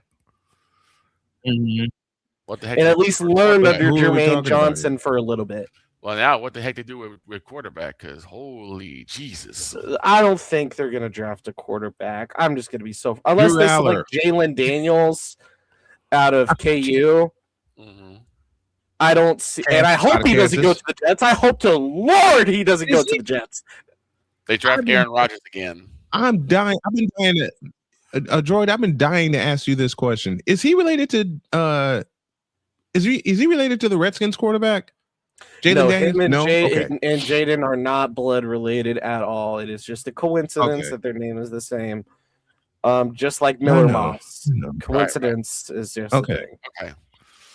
All right. But if they are going to draft a quarterback, I can see, sadly, the fate of Ty Simpson going to the New York Jets. Going to the Jets. Going to the Jets. All right. But it'll be lower than 2. But I'm of course kidding. I don't think Arvell Reese is going to fall to 3rd overall. I think he's actually going to get selected by the Jets. Okay. Yeah. Number 3, the Arizona Cardinals. Now, this is where David Bailey gets taken. Cardinals need nothing but a defensive line, and that'd be a good start. Okay. Sports means that's Forget what the Bucs that. say. The Cardinals need a quarterback. Well, the Cardinals need a quarterback. Sports Memes channel says Bad. who the Bucs say. Again, Brian, you got plenty of good options later on. Like, I can see Cole Payton going to the Arizona Cardinals. Dear God, no. I don't want them to ruin that young man. I kid as I Would you rather him take Pavia? I don't want him to get ruined either. Would you rather go to the Browns? Oh, dear God. Okay. You want to hear the 4-letter network's pre-draft analysis on Diego Pavia? Sure. Pre-draft analysis. Though Pavia doesn't meet prototypical measurable standards, he is a big playmaker and ultra competitive. His arm strength is adequate to good, but he is not a polished passer in terms of mechanics and delivery. Pavia's deep balls often float, and he probably would struggle to drive the ball into tight windows against NFL defenders. He is at his best in the short to intermediate passing game, excelling with RPO reads and accuracy. Pavia has some trouble finding passing lanes because of his stature, but he has great escapability and is very dangerous outside of the pocket. He is a dangerous option runner too, displaying true running back skills. Pavia can accelerate when on the run and will lower his shoulder to get the tough yards. Overall, his size is a concern, and he would benefit from staying in the shotgun at the next level. I'm going to say pick him up. Only reason why I say pick him up is because usually whenever the 4-letter network brings up a prospect, I go the opposite way. I'll give you a perfect example. I'll give you Drew Brees. I'll give you from a basketball standpoint. They gave Steph Curry like a mid-C projection. They gave him a C. They gave Steph Curry a C-. A C-. And he's the greatest shooter of all time. Right. So they gave Stephen Curry. They downed Stephen Curry every chance they got. So that just and shows to a point, 17 years later, they still do. Because now I better be going who looks taking the first round? They pick at number 15. David Bailey. We're at pick 4 with the Titans. Well, I'm just asking because Sports Meme asked the question. Sports Memes channel, welcome. David Bailey, Texas Tech. Kenyon Sadiq, Oregon. All right. Now we You go ain't back falling to the that far. top to number 4 and the Tennessee Titans. They draft Houston. The Astrodome. Offensive tackle Francis Magoa. Francis Magoa, Miami. Francis Magoa out of Miami. 6'6", Offensive tackle. 6'6", 315 pounds, a well-built tackle prospect. They need that. comp. They need that help, and you can insert him immediately. Pro comp is Chicago Bears offensive tackle Darnell Wright. The Titans need line help now. Cam Ward is not going to survive if they don't. And that's a former teammate of Cam Ward. So I think that's going to be benefiting him a lot more than you think. That will work a lot. That will work well. Agreed. I think we went to the Giants at 5. Yep. 6 is the Browns. The Cleveland Browns. We're the Cleveland Browns. They forfeit their pick due to being the Cleveland Browns. But if we're going realistic, we have a surprise bit of news. The Cleveland Browns just forfeited all their draft picks. Do you know how bad I think that happens? They're going to reach and select Mansour Delane, DB out of LSU. His pro comparison is the newest member of the LA Rams, Trent McDuffie. That's a comparison. We already went through pick 7. Yep. Pick 8. Oh Lord. Who's that? Who has pick 8? Number 8, the New Orleans Saints. They draft the Superdome. They're gonna draft Sonny Styles, linebacker out of Ohio State. Okay. No, they're not. No, they're not. Who are they gonna pick? Garrett Nussmeier out of LSU. They are not selecting Garrett Nussmeier the year after drafting their quote-unquote quarterback. It's going to be at least another year before they draft a new quarterback. They draft Garrett Nussmeier out of LSU. It's going to be Sonny Styles. You know why? This dude is 6'5", runs a 4.46, has a 43.5-inch vertical, and is 244. His comp is Fred Warner. If you can get that comparison and a 91 grade, you're going to go far in this league. All right. Won't fall to New Orleans. Of course, we know number 9 is the Kansas City Chiefs. We talked about them. We talked about the Chiefs already. This is I think we talked about the second pick of the Giants, which is number 10. I don't think we talked about the second pick. I don't think we did either. Joy, who but I know who they're going to take. Carnell Tate, Ohio State. Carnell Tate, Ohio State is going to be Carnell Tate. Second pick of the first round. Malik Neighbors needs a running mate badly. But if Makai Lemon is still on the board, I would take Makai Lemon. I mean, look at how Emeka Egbuka did for the. For me, if you put Makai Lemon and Carnell Tate on the same team, I think Makai Lemon outperforms him. I'm going to take Makai Lemon to go to the Giants. I don't want that for him because this is like the most promising wide receiver out of this whole class. Yeah. But it might be his fate at the end of the day. Gotcha. Yeah. Who's next? Next one is A Pizzle's team at number 11, the Miami Dolphins. I have a surprise. That's where Garrett Nussmeier goes. No. No. No. I have a surprise. Malik Willis, right? I have as it stands right now, Quinn Ewers would be their starting quarterback. So you know what, Droid? Still on the team, I believe. So you know what, Droid? I repeal my statement. I think they do go after Garrett Nussmeier. Yeah, Garrett Nussmeier. I take back my statement. It's definitely a reach because he's ranked 87th. It's a reach, but what's the one position Miami needs badly? A QB, but I think they're not going to draft that first round. I think what they're going to do first, and I know it's stupid to say because chances are they won't actually do this, but I think they draft the 6'4", 320-pound Penn State guard. Some line help. It could go either way. And his pro comp is Quinn Miners out of the Denver Broncos. Went to UW Whitewater, Wisconsin. Okay. So we talked Cowboys at 12. Yep. Who's at 13? The Los Angeles Rams. LA Rams? The LA Rams select. Who's their tight end right now? Wait a minute. Just a moment. Ooh, I don't know. Just a moment. I know I shouldn't make this joke, but I'm going to make it anyway. You know who the Rams select? The playmaker. Darnell, the playmaker Solins, to be their next head coach. I think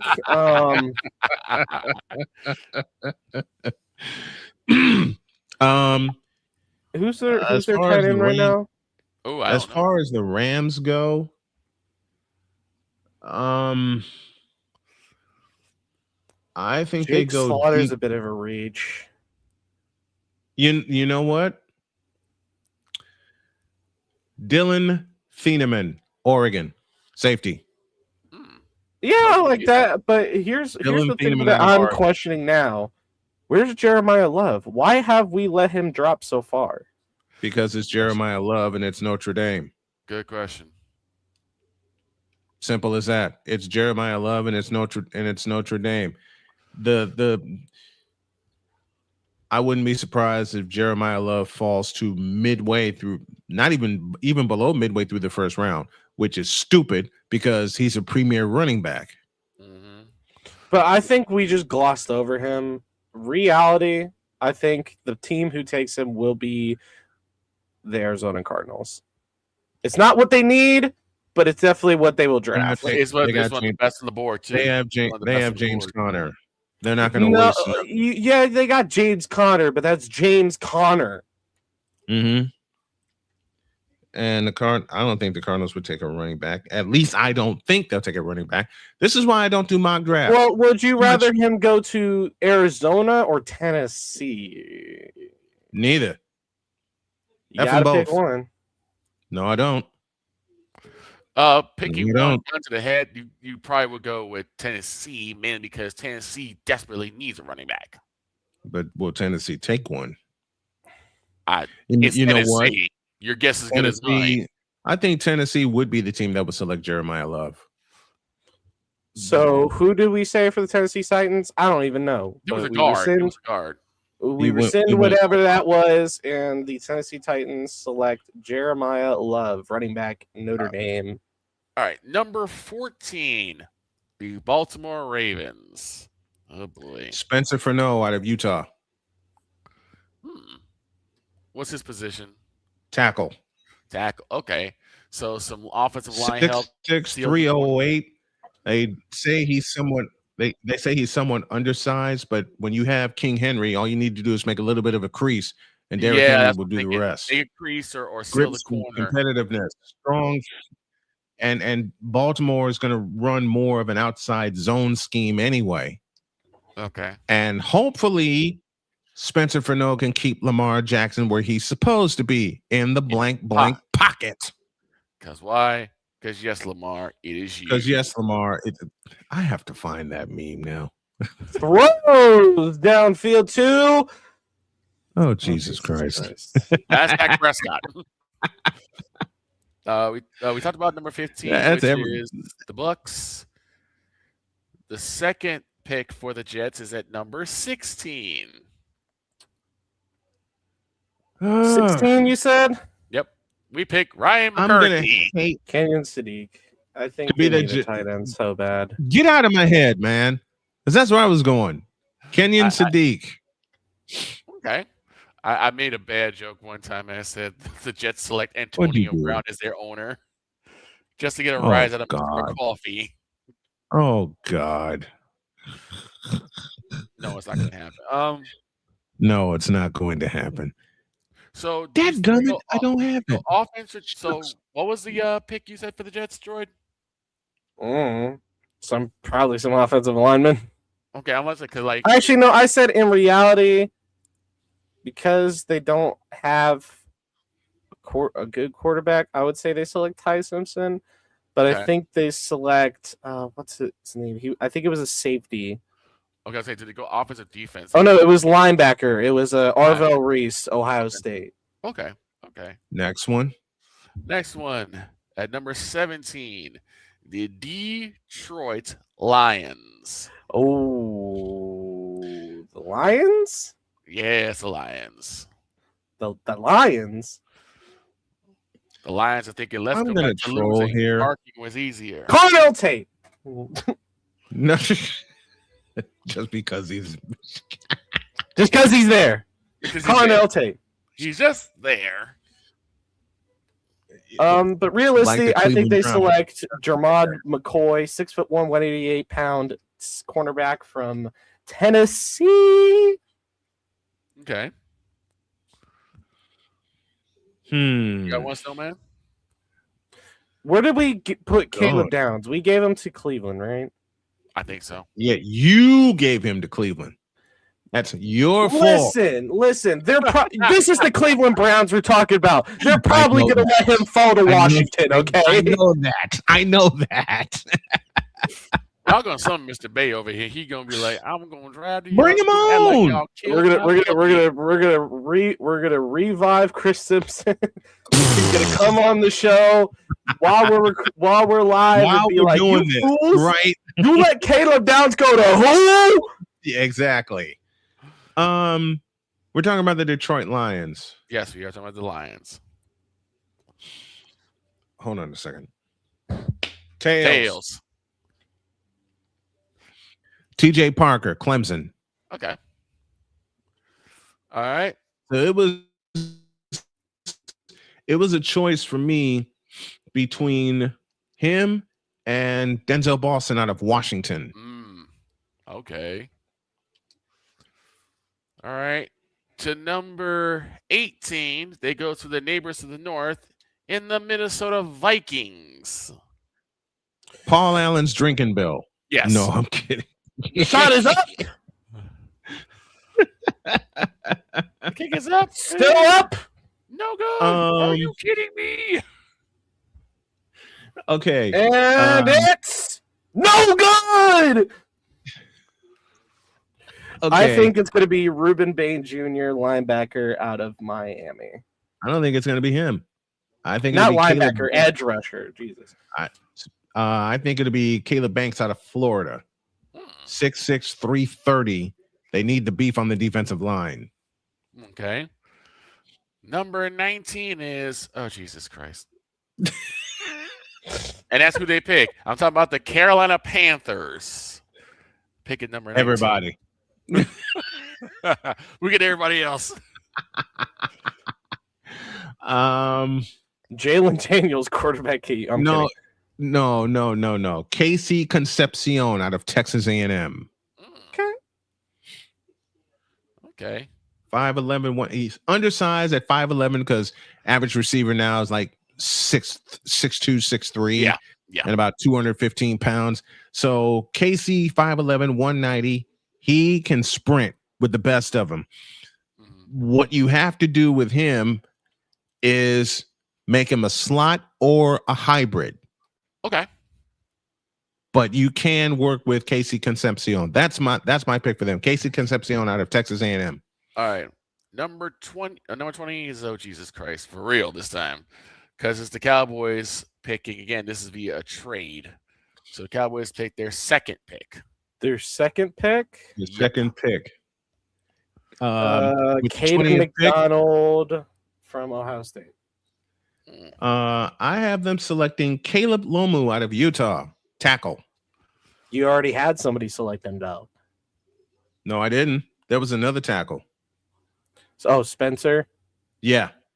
This is another tackle out of Utah. 6'6", 308. And if the Cowboys want to get back to their Super Bowl ways, they need to run the doggone football. A lot. Please. We need that. All right. We need to see it. Yes, I definitely need to see it. At number 21. Let me correct it. Victor needs to see it. I certainly do need to see it. He said, please, Lord, let me see it just once in my lifetime. I mean, I've seen the other Super Bowls of the 90s, but it's like, doggone it, I'd like to go back to one more, please. Mm-hmm. Or at least not get laughed at out of the playoffs. Number 21, oh boy. The turkey of the 2025 NFL draft. The Pittsburgh Steelers. The Pittsburgh Steelers. Now, I got to tell you this story. Because before you jumped on last year's stream, we were talking about who is the Steelers going to pick. And we're like, oh, they're going to definitely take a flyer on Shedeur Sanders. They got to. They need a quarterback. Yes. The first thing comes to Snowman's mind, I think I'm going to be wrong, but I think Pittsburgh's going to bleep it up. Oh, yes, I do remember this. And what do? They bleep it up. They pick Derek Harmon. Which brings to mind the question. Wait, come here. Which brings to mind, to honor our fallen buddy Chris Bates, which brings to mind the question. In the all types of blue hell. Exactly. I think the best overall pick that they could make here is Emmanuel McNeil Warren, 6'4", 201 safety out of Toledo. Okay. Their actual pick is Aaron Rodgers. Is going to be punter Brett Thorson out of Georgia. Okay. They would do that. I mean, punter, the punter. You wrong. Number 22. Victor, I hate your guts for that joke. You wrong, man. Number 22 has the funkiest fight song I've ever heard, and I love it. And that's San Diego Superchargers at 22. They select D'Angelo Pons out of Indiana. Secondary help. Okay. Yeah. Great ball, great hand skills, great ball skills. He's undersized at 5'9" and $173. But if you watch D'Angelo Pons at any time, especially in the game that I did when they played Oregon in Atlanta to go to the national championship game, the first play of the game, he picked it off and ran it into the end zone. That shows you the great awareness that he has, the great anticipation that he has. He's a ball hawk. And he's a ball hawk. Okay. He is a ball hawk. So I have the Chargers selecting D'Angelo Pons out of Indiana. All right. You know who I think they're going to select? I think they're going to select the other side of the ball from Indiana. Omar Cooper Jr., 6', 199, wide receiver out of Indiana. I thought in his pro comparison, I hope he does the stuff on the field and not off the field to his comparison. Rashee Rice. Rashee Rice. God. Droid, I mean this kiddingly, and I know we talk about stuff on the field, but that ain't a good comparison in a couple of ways. Poor Rashee Rice. He'll never live that down. Poor Rashee Rice. Him. How about the poor victims? The poor woman that got Wait. Caleb Hernandez is in with us now, aka Damian Hernandez is in with us. The Steelers draft another Shedeur Sanders. Oh my Lord. Chargers trade their pick for AR-15. AR-15. No, they don't. No. Wait, what did the umpire say to us, Victor, when we were at no. Exactly. All right. Next one. You're out of here. Oh, sorry. Now, number 23, we'll probably ask this again come the next hour, but it belongs to my rivals to the east, the Philadelphia Eagles. Fly, Eagles, fry, or fry? Fry, Eagles, fry. Fry, Eagles. It's the craziest thing I have ever heard. Fry, Eagles, fry. That's got to be the best insult I've heard over the Philadelphia Eagles. And it wasn't even intentional. We will not be bringing it up tomorrow. Oh, yes, I am. It's clipped now. Fly, Eagles, fly. In a pan right next to me. In a pan right next to me. Fly, Eagles, fry. Crisp like the French fry. Now we got to come up with We got to come up with a full parody for that now. Oh my Lord. We better take a break. We better take a break. We gotta take a break. Why we gotta take a break? Because the next pick is the Browns. And we're taking a break. Not only that, we got to come up with a parody now for Fly Eagles Fly. Oh my God! And we will not be singing it next hour. That's why we're getting all these jokes out now. And we're over, and I'm getting yelled at. We're overdue for a break. We'll see y'all. Even my producer behind me is cracking up about this. Snowman in the morning, back in the deuce. This is Snowman in the morning. Drew Willingham. In this case, yeah, you put the blame on Kyle Shanahan for apparently not preparing the team enough for the overtime rules, supposedly. Cole Johnson. Peyton was considered the winner, and he was the darling of all darlings for Gerald. With a special appearance by Tyrone Alizé McDummy. Ain't nobody calling me. Text. Delete. Join these two football enthusiasts as they give you Total Football Talk. Live every Monday at 4 p.m. Eastern, 3 p.m. Central on the Sertoba Media and the Comey Media YouTube channels.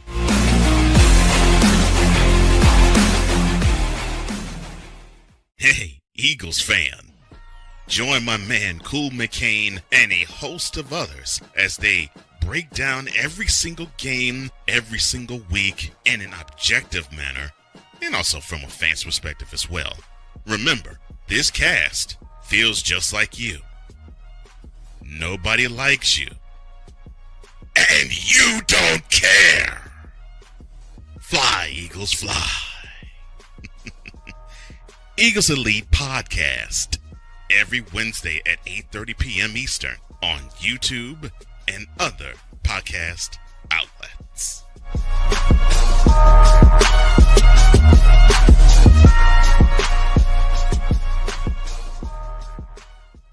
From the hills of Santa Clara to the legacy of the stick, this is where red runs deep and greatness wears gold.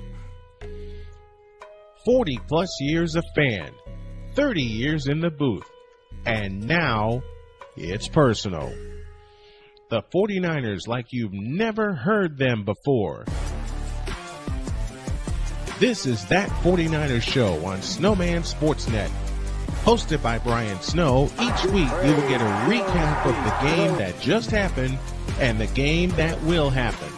All the stats, facts, and figures, all the fun notes, fan chats, and everything else you could put into 30 minutes. This is That 49ers Show on Snowman Sportsnet. Wednesdays at 7 p.m. Eastern, 6 p.m. Central.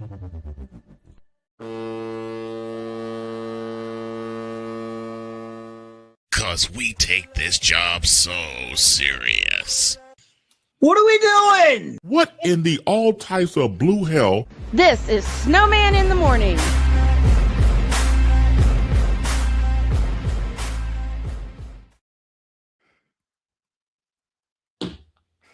Are you okay?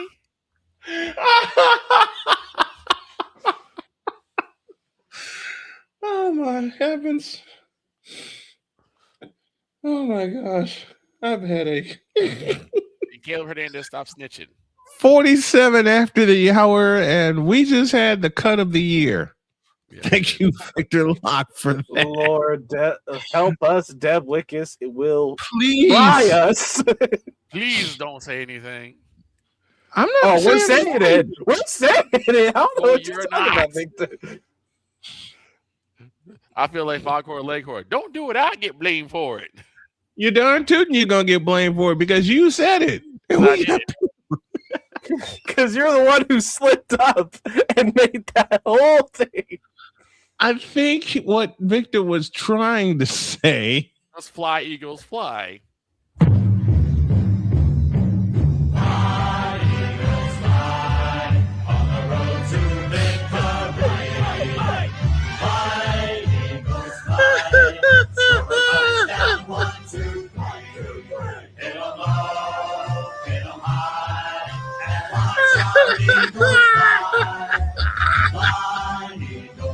You can hear the lyrics forming into his head.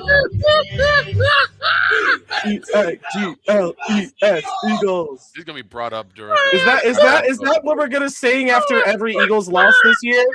Fly, Eagles, fly. You just lost to the Saints. Oh no! Do you know? Do you know how? I'm telling you right now. I'm sorry, folks. I'm sorry. If the Eagles ever lost a game to the Saints, you'd have We Deb would in not here mad. listen. You'd have Cool in here mad. Listen, Cool if the McCain. Eagles, Cool Breeze McCain. if the Eagles ever lost to the New Orleans Saints without Drew Brees in tow, Right. that entire hour, That kills me. The entire second hour of the following show, we would be invaded by Deb Whitkus and Cool McCain. I would give them the camera. I'll take myself off of the camera and walk out for an hour. Listen. I'm gonna be so honest. We talk about Mike drop Moran. What about Mike drop Victor Locke? Victor. No, give me this button. You know what? Oh no. That comment constitutes this. Ladies and gentlemen, the are the random musing of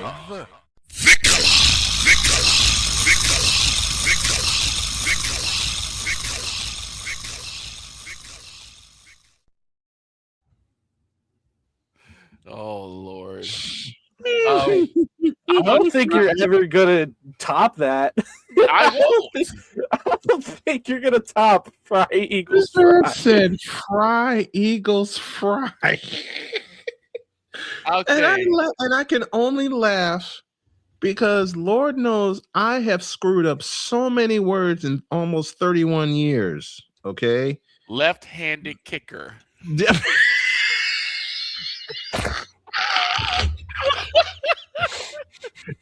And folks, that one happened live on the air, okay? Yeah. I am not innocent of any of those charges, okay? I have messed up words on the air live, okay? Lord have mercy. I just didn't expect that. Gosh. I heard it and I was like, hold on. He said Fry what? I did too. I did too. I said it correct. We were talking about time, and folks. I said it wrong In case the second time. So it came out Fly Eagles Fry. And all Fry Eagles like, yeah, let's go with it. In case you're just joining us, we're in a bit of a laughing fit because of a blooper Victor did live on the air. He did it on purpose, I swear. No, I didn't. No, he didn't. I know he did it, but still, I'm gonna give him. We're gonna give him shit for it. Mr. Hernandez is trying to snitch on me too. I can already see him. Fly Eagles Fry. I think Victor got so excited to talk Eagles. Yeah, because I want he slipped. I can say it with. Look. And it was right. And it was right. You know what? What makes it so bad? Victor led with that statement when he said, "Is a team to the north of us, our rivals to the east, our rivals to the east." There you go. Thank you. Our rivals to the east, the Philadelphia Eagles, and the next sentence we heard was "Fly Eagles Fry." Fry Eagles. That's his Fry Eagles Fry now. Now we got a parody in the works. Lizzie Claudio, good morning to you. Now we got a parody in the works. Oh my God, no. We got a parody in the works. All right. Lizzie, you're right. Game over. Very much so. Very much so. 24. I'm gonna try to get back out here. 24 goes to. I can't even say it now. I can't believe that just came out of my mouth.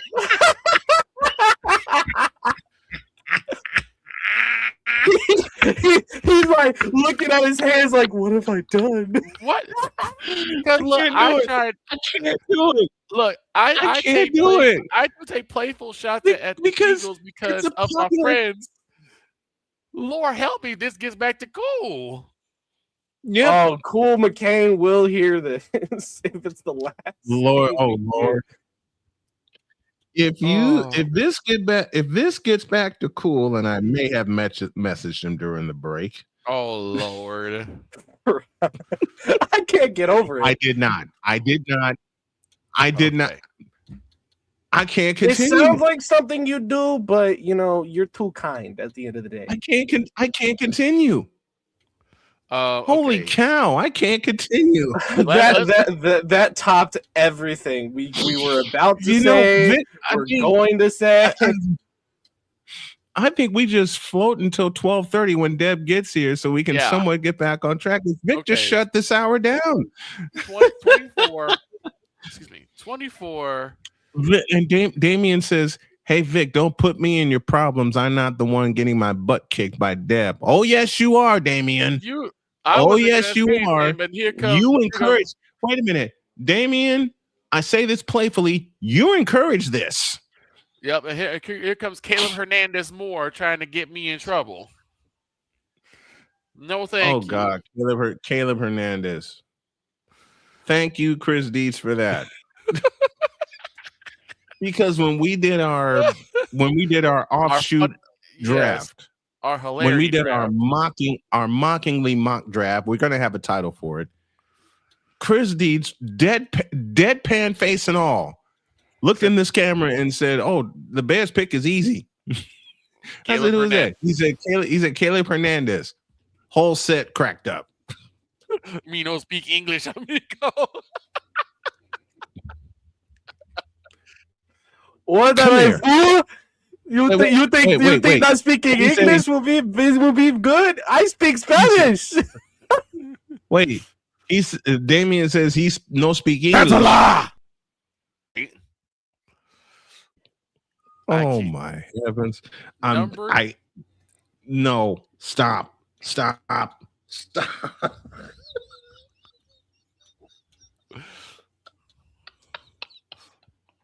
I was gonna say we'll be back after this, but jeez, we need a break. Wait. In honor of one of our crew members, I'll use a clip popular to her that would apply to Deb. Uh-oh.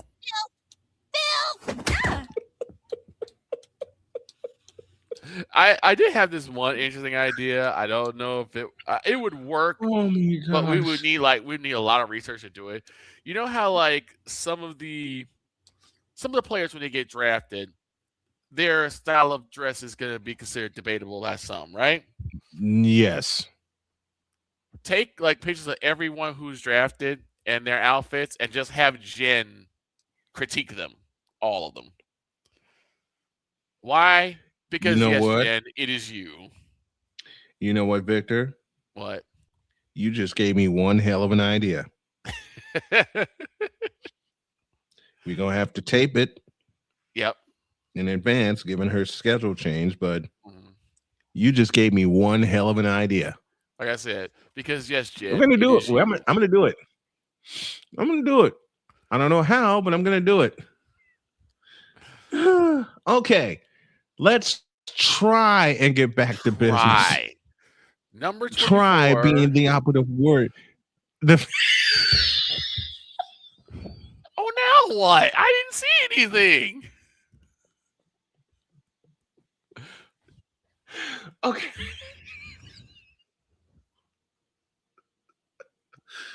Victor, this is your mess, and it's your fault. I know it's my mess.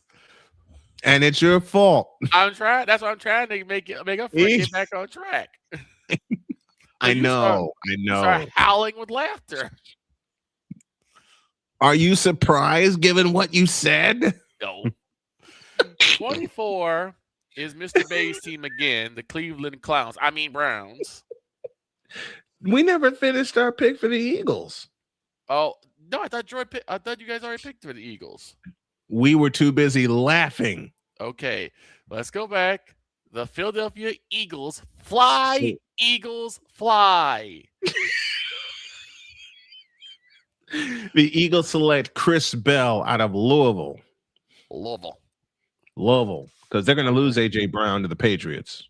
Yes, they are. So you need that. What if AJ Brown goes to the Bears? No, he's going to the Patriots. No, Droid, who and the Eagles no. pick?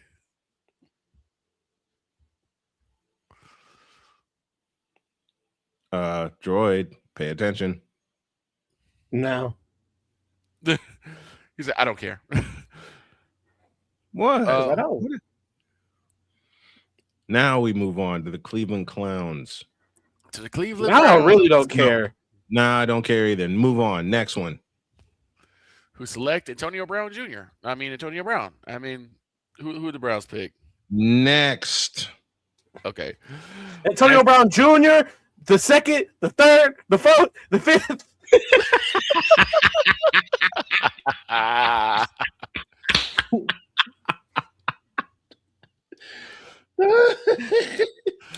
Next one, please. Next one is going to perk up Damien's ears because it's going to be number 25. It's the Chicago Bears. So who joins the number one quarterback of last year?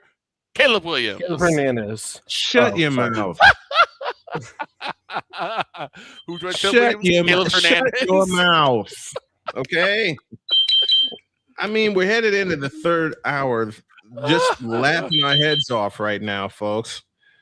I think we need to take a break. I gotta go to work. Okay. Oh man, Droid, you have a great day at work, my friend, and thanks for. I will try, and I pray for you, Victor, when Dead Wickus comes on. I'm praying for you. I'm praying for you, brother. I'm keeping my mouth closed. Oh no, Snowman's no, going you're to not. Wide open. No, you're not. I'm keeping my Wait, He gonna open your jaw manually. Don't play with him. Wait a minute. Victor keeping his mouth closed when Deb gets That's here? a lie.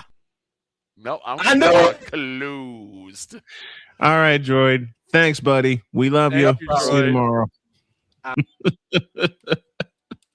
We do need a break. Bad. Badly. Oh my God. I can't believe that happened. I can't either, and I said it. I know. You're the one that flubbed it up, and now it's And that's the thing. That's the thing. Great. Why is my creative brain on overload right now? Please don't. Where's the dog? I need someone to I need a bait switch with the dog. Where's the dog at? Have Shane take this. You the one who said it, you fool.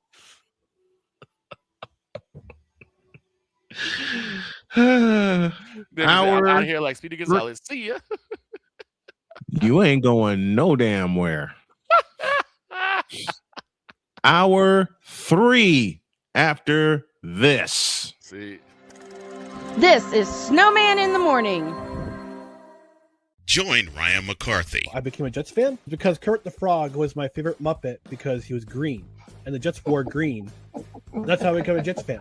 And Dustin Henry. ESPN is cashing all in on let's pay a few personalities and we'll just kind of fill in the gaps. As they walk you through all of the world of sports from their perspective. The Albany Empire, it's a literal circus. No credentials required. Where, Ryan, say the tag. Where you don't need a press pass to talk sports. Every Monday at 8 p.m. Eastern, 7 p.m. Central. On YouTube and where you can find all podcasts. Oh, yes. The tradition, the pageantry, the spectacle, the history, the slut. Wait. I gotta rep my brother's stuff right. All my DMV soldiers, stand up! And welcome to the Commander's Gridiron Report. You want your commanders to be repped right? Well, D. Willie is your man. Commander's Gridiron Report. Every Tuesday at 11:05 a.m. Eastern, 10:05 a.m. Central. On the Sotoba Media YouTube channel. Music by J. Cool. Where my soldiers? Right side. Commanders. Where my soldiers? Left side. Join the transporter to Hades. Your butt and gut becomes one. Join the reformer of hooker whores. This is my daughter, Placenta Booty Johnson. Join the bronze car. Whenever you are in distress, take off your baseball cap and throw it in the air. Join your very own superhero of broadcasting, Chris Bass. So whatever color crayon they get, they palm it and do 2 circles, and that translates to, I can be the black people. As she takes you through the week's paces in Baseline. Live every Saturday at 8 a.m. Eastern, 7 a.m. Central, Pacific time zone people, just stay asleep when this is on live and just catch the recording. Oh, I'm sorry. Exclusively on the Chris Bass YouTube channel.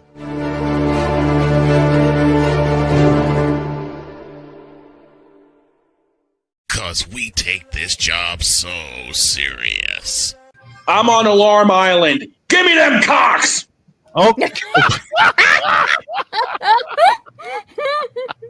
What in the all types of blue hell? This is Snowman in the Morning.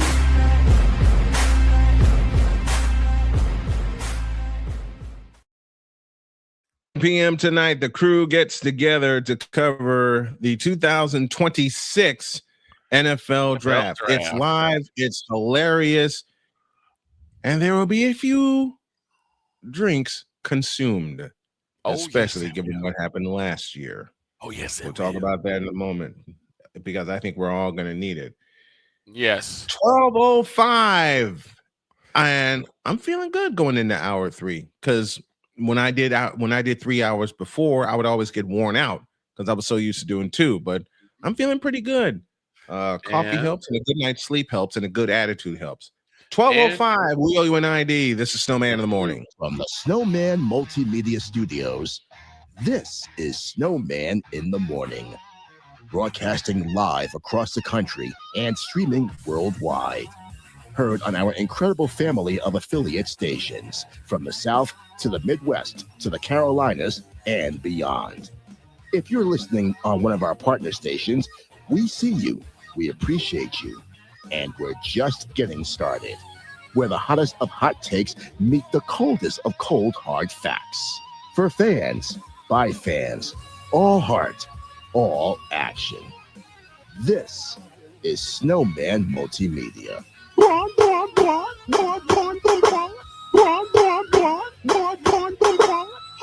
you on smoke! I am too old for this bull. I'm the juggernaut, bitch! Oh, hell no! I ain't got no time for this bull. That's what Deb's gonna say in a half hour. No, please don't. That's what Deb's gonna say in a half. You know what? I just happened to be on my Instagram page, and guess who showed up? Oh, no. You know what? No. I'm not even gonna go there. I'm just gonna take care of this piece of business, and we're gonna move on. Hour 3 of Snowman in the Morning. 12:06 is your time. 6 minutes past the hour, and after we're done here today, I got about 10 minutes to get a quick nap, and then I'm on with Rod Peterson at 1:15. Then Mike Debate will join me. We'll tape an interview, getting ready for tonight's draft. But man, this has been fun. Yes, it has. This has been fun. This is the kind of hilarity and knowledge that you can expect from the 3-hour edition of Snowman in the Morning. Word salad. Now I flubbed the sentence. All Also, guys, of our affiliates have been updated. Go ahead, Victor. Also, if you guys like what you see and like what you hear, the hilarity, the sports, all that, help my man out with the Cash App. I believe the tag is $tallman Dr. K50. Also, if you just want to just like, share, subscribe, that helps too. It does. And want to thank everybody that has subscribed not only to our main channel, but our Snowman in the Morning channel and our Watch SMSN channel, Snowman Multimedia Sports Network. That is live and smoking. Nice. Okay. Now I'm going to ask a very dangerous question. Where did we leave off? We left off with the Bears. Burrs. And the number 1 quarterback, Caleb Williams. Shut your mouth. I'm going. What? The Bears select Jacob Rodriguez, linebacker, Texas Tech. Oh, so help out with the defense. I think that's where they go in the first round. Yeah. Because the latter part of the season, that defense got, and it's not because of their play, it's because of their injuries. They got wrecked. Yeah, they got wrecked. They got absolutely wrecked. They became mashers of their own. So yeah, they need some help. Need some help. So you want to shore up that defense, and you want to give it some depth. Go Beagles. You want to give it some depth. Really, Caleb? Wait, what? This Damian Hernandez said, "Go Beagles." Beagles. Really? God.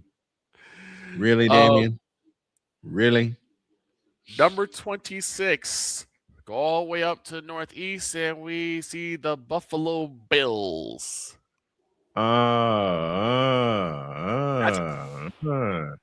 Okay. The Buffalo Bills select Caden McDonald out of Ohio State. Okay. Shore up that defensive line, and you got one at 6'3", 326. This is going to be the pick of the draft. This is going to be the pick of the draft for Snowman. He's going to have his ears perked all the way up because at number 27 is his beloved San Francisco 49ers. And I have the pick for them.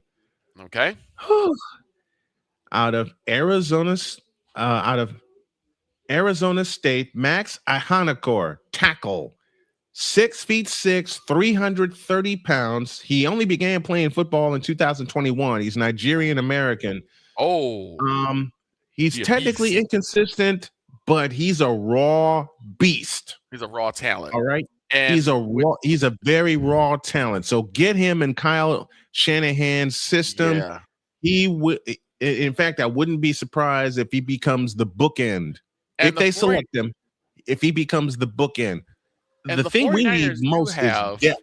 Yeah, and the 49ers do have a really solid offensive line training core. So the training staff is for the 49ers has been pretty good. So I would say even with him being a raw talent, that would be great fit for the Niners because you still need someone on the offensive line to keep Brock Purdy upright. The other pick I was looking at, and I think Pizzo looked at this as well, is a fellow named Caden Proctor out of Alabama. Ready for these numbers?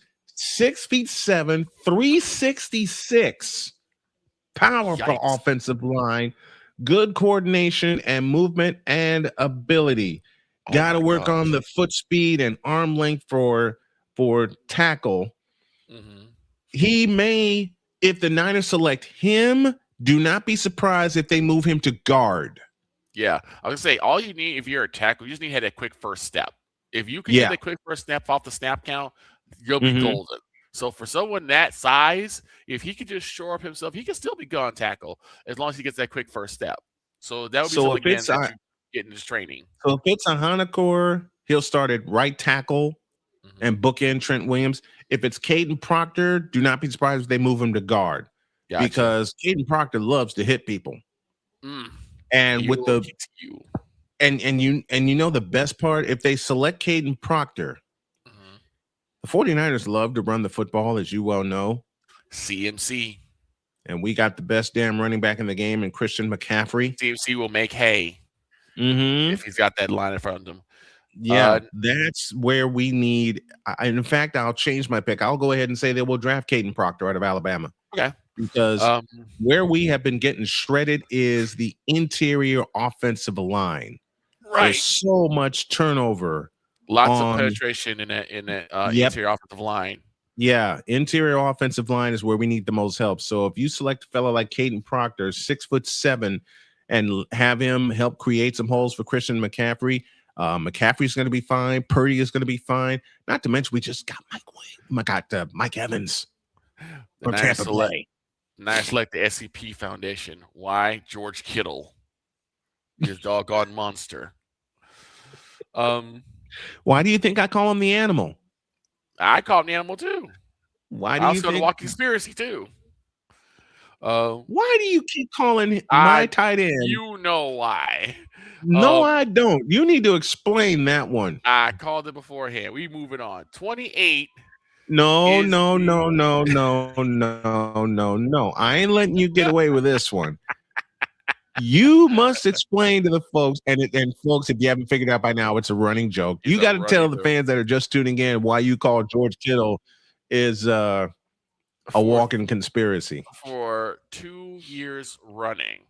Well, I'll say for 2 years in a row, the biggest boogeyman, the nightmare for the Dallas Cowboys has been George Kittle. He burned us on one catch. They burned us on another catch. We've been kicked out of the playoffs twice by the Niners. Guess who? George Kittle. And he's just honestly, he's the tight end's tight end. He is so good at pretty much everything that you get mad because he's on the opposite team. He's great at blocking. He's great at catch. We've seen how he catches. And he could burn you. And he's a wrestling fan, so I like that personally. But yeah, I always consider him to be a walk conspiracy because you get the one person that's just going to continuously burn us. CMC is also a boogeyman, but I don't think the Cowboys fear him the way they fear Kittle. They fear Kittle. They should also fear McCaffrey, but as you said, and we see the Cowboys this year, this time in Dallas. Yes, we do again. But as you said, shut up. Hey, the Cowboys Niners fight again. Hey. Shut up. as we echo the playmaker here during hour 3. Oh my gosh. Can you believe George Kittle is 32? Really? Only 32? Huh. I just realized that he is 30. He is 32. Wow. He got a full career ahead of him. And he's got a new endorsement deal, which I may take. Oh? Who? He is 32. I can't believe that. 28. We go down to Houston. Who the Texans select? And Cole Johnson's listening. So I know Cole Johnson's listening. Okay. They need help on the offensive line too, and I mentioned 2 good ones. Max Ahanakor out of Arizona State and Caden Proctor out of Alabama. Right. So whichever one the 49ers select, and I have them selecting Caden Proctor. Thank you, A Pizzle, for that note. Then Texans take the Houston will get the Texans will select the other beast known as Max Ahanakor. Okay. That's a pretty good pick, especially if you're good, because it's either going to be Stroud or it's going to be Mills that you're going to be protecting. So you need to get as much protection as possible because this is now the second year that CJ Stroud got hurt for most of the season. And it's the offensive line where the Texans need to concentrate. It's the offensive line. Deb Whitkus is on the way, and we share something that we both said about this year's draft. It's kind of bleh. It's not gonna be as eventful as last year's draft, but we gonna make it work. True. How does my wife put it? This draft is bleh. Yeah. Number 29, the Kansas City Chiefs pick again. This is off of a trade. Number 29, the Kansas City Chiefs select Jeremy Bernard out of Alabama. 6'1", 204 wide receiver. They need some offense. Yeah. Number 30 goes back to A Pizzle's team in the Miami Dolphins. This is a toss-up. And which pick was traded by the Colts? Because the Colts do not have a first round 16 pick. Okay. We're at 30 with Pizzle and the Dolphins, right? Yes, sir. The Miami at the 30th pick, the Miami Dolphins select Keelan Rutledge, guard out of Georgia Tech. Ooh. 6'4", 330, very steady. He surrendered just 6 total pressures. And he could be a scheme dependent blocker. But I think Miami select. Oh my Lord, Damian. Oh no! Now what? He has Dolphins the Dolphins select selecting Carson Beck. Really? Which kind of fits because where did Beck play his senior season? Miami. Yeah, that's true. Which kind of fits. And I can absolutely see Carson Beck falling that far because we said it all show. This quarterback draft class is kind of Yeah, well, this was not supposed to be the draft class for quarterbacks, right? And we've all said, next year is going to be off the charts. Next year is going to be off the charts. At number 31, the runner-up of the NFL Super Bowl and the Dogs team is the New England Patriots. They select Father O'Shaughnessy. There you go. Father O'Shaughnessy. Need you to hell. Let me stop kidding around. The New England Patriots select Grayson Halton out of Oklahoma, 6'2", 292 defensive line. Okay. That's like a good idea. Mm-hmm. And last but not least, the team that will forever be in football purgatory. And they're going back to purgatory this year. I don't care what anybody says, although that defense may say different. The Seattle Seahawks, and I have to say this correctly, the world champion Seattle Seahawks. Yep. You know what? I'm going to reach. With the 32nd pick in the first round, the Seattle Seahawks select Malachi Fields out of Notre Dame. 6'4" wide receiver. I believe if you pair him up with Jackson Smith and Jigba, it's party time. That's crazy. That's a good one. I believe they will reach and select Malachi Fields, but in that Seahawks system, I think he can flourish. Yeah, I agree. Now, I think he can flourish. We did have a couple of prop bets in this draft, and what's one of our prop bets? How bad the Steelers will mess it up? Yeah, that was one. The other one is who will lose the draft. The Carolina Panthers. It could be the Carolina Panthers. It could be the Cleveland Browns. No. Change that. 3 big losers in the draft: the Carolina Panthers, the Pittsburgh Steelers, and the Cleveland Browns. It also could be the Arizona Cardinals. Yeah, call me crazy because for some reason in the top 5 drafts has always been, I think it's almost always been number 3 that tends to screw it up royally. Now last year was number 5 with the Browns.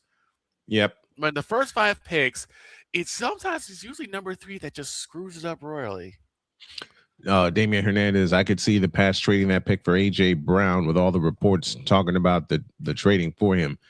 I don't think they trade that. You know what, Damian? You have a point.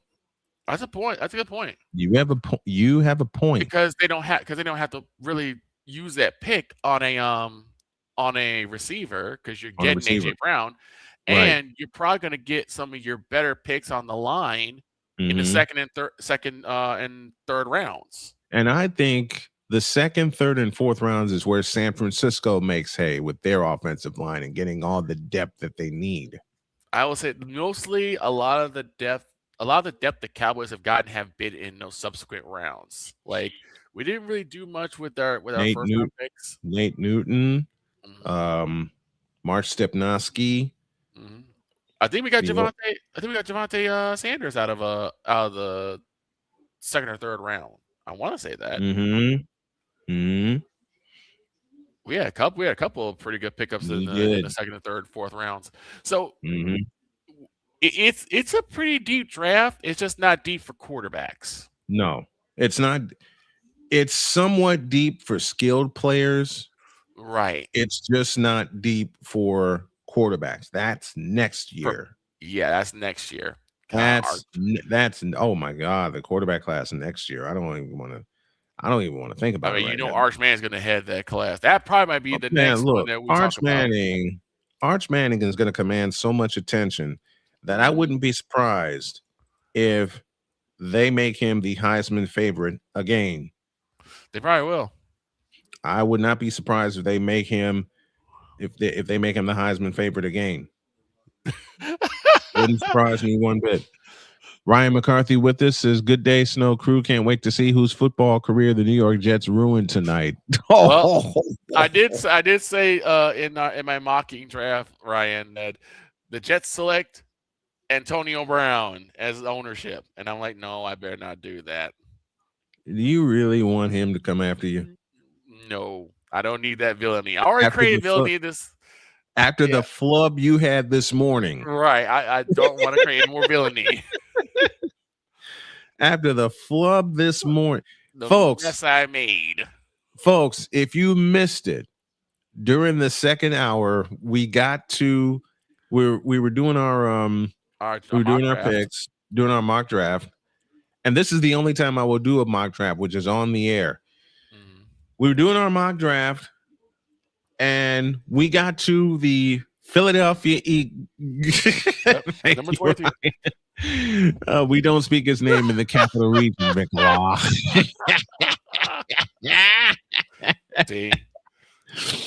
Oh my gosh! Don't blame me. We got to number 20. We got to number 23, and it was the Philadelphia Eagles. Mm-hmm. And a popular song that I play on here, thank you, Deb, and thank you, Cool McCain, is Fly Eagles Fly, their fight song.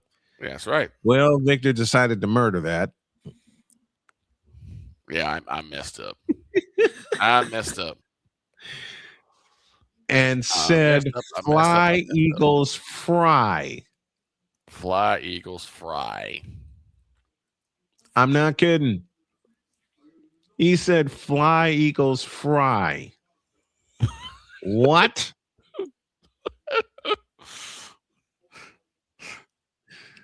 I'm sorry, Ryan. I and apologize. It sent us into a 30-minute fit of laughter. Forget the fit of giggles. It was a fit of laughter. We were in hysterics. We were in hysterics. So much so that we took a break and I laughed the entire time. Yep. I laughed the entire time. Yes, right, it is. And yes, it is. Isn't frying and eagle America. So far, Victor has the blooper of the year. I do. Now watch. Now watch. I say that and I'm gonna jinx myself. Mm-hmm. I said no, that's last year. You had the blooper of last year. With a right-handed kicker. Oh my God. Right-handed kicker, left-handed. And I did it 3 separate times. I did that blooper 3 separate times in 3 consecutive weeks. Yep. Thank God it was late in the season. Let's pay some homage to Chris Bass because yes, please. Bass, we miss you. We love you. You gave us a lot of laughs, which is what we have done. He made Friday so enjoyable. Like, even when I was in the office. So enjoyable that I think tomorrow I'm going to repeat the special that I played, but with some different episodes. I haven't decided yet. We'll talk about that. But Chris Bass gave us some hilarious ads also, like this one. Snowman in the Morning with Cole Johnson is brought to you by Penis Water for the ebbs and flows of life. Trust Penis 15 Water. I forgot that was there. It took me an hour to find it because I was determined to find it this morning. That had me rolling. Snowman in the Morning brought to you by Penis Water. Excuse me? I don't know where that came from. I don't know where that came from. But that happened.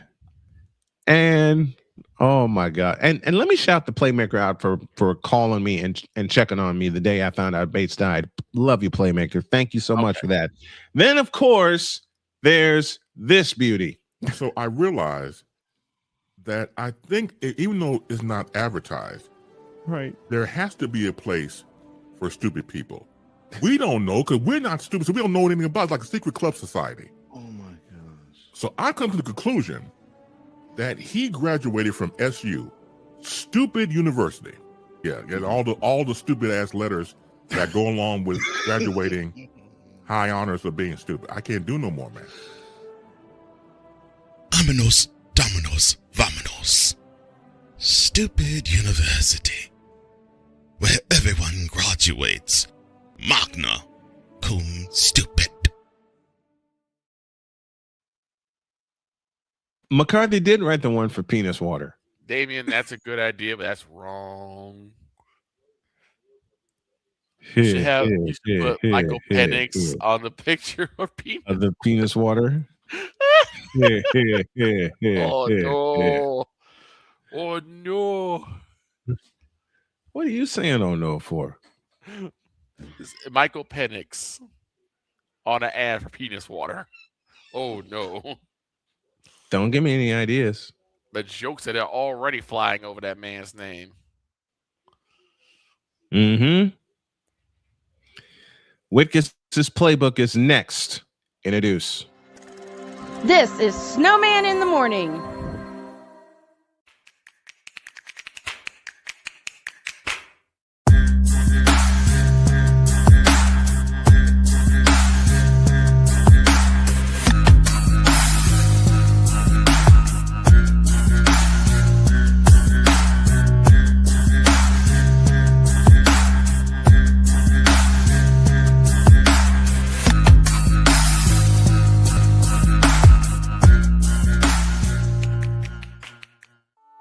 I'm Jenny Garth, and as a mother of 3, I know kids worry about a lot of things. Getting enough food to eat shouldn't be one of them. But here in America, that is a real worry for 1 in 5 children. Even though we are one of the most food-rich countries in the world, 15 million children don't know where their next meal is coming from. This is unacceptable, and something the Feeding America nationwide network of food banks is working to solve. Instead of accepting that our country lets billions of pounds of surplus food go to waste every year, Feeding America has made it their mission to help families in need by rescuing this food. Through food pantries and meal programs, the nationwide network of food banks provides more than 3 billion meals, serving virtually every community in the United States, including yours. Join me in supporting Feeding America and your local food bank by visiting feedingamerica.org. Together, we can solve hunger. Together, we're feeding America. My mother was always very familiar with her neighborhood, but one day she stopped at the stop sign for much longer than usual. And she didn't know whether she should go forward or turn, and she wasn't even really sure where she was at. It was very unsettling for her. I felt so much better after my son told me, Mom, I don't want you to worry or be afraid. I'll be there for you and we'll figure it out.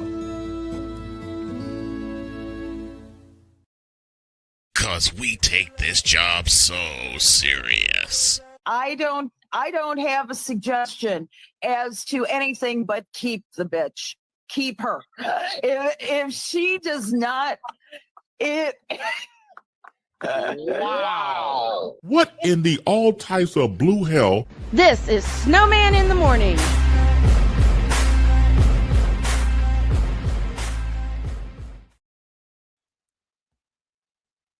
Clip that made Mike drop Moran a reality. 32 after the hour. Now, I told everybody who's coming next. I showed her a picture and she loved it. What I didn't show her was this little surprise.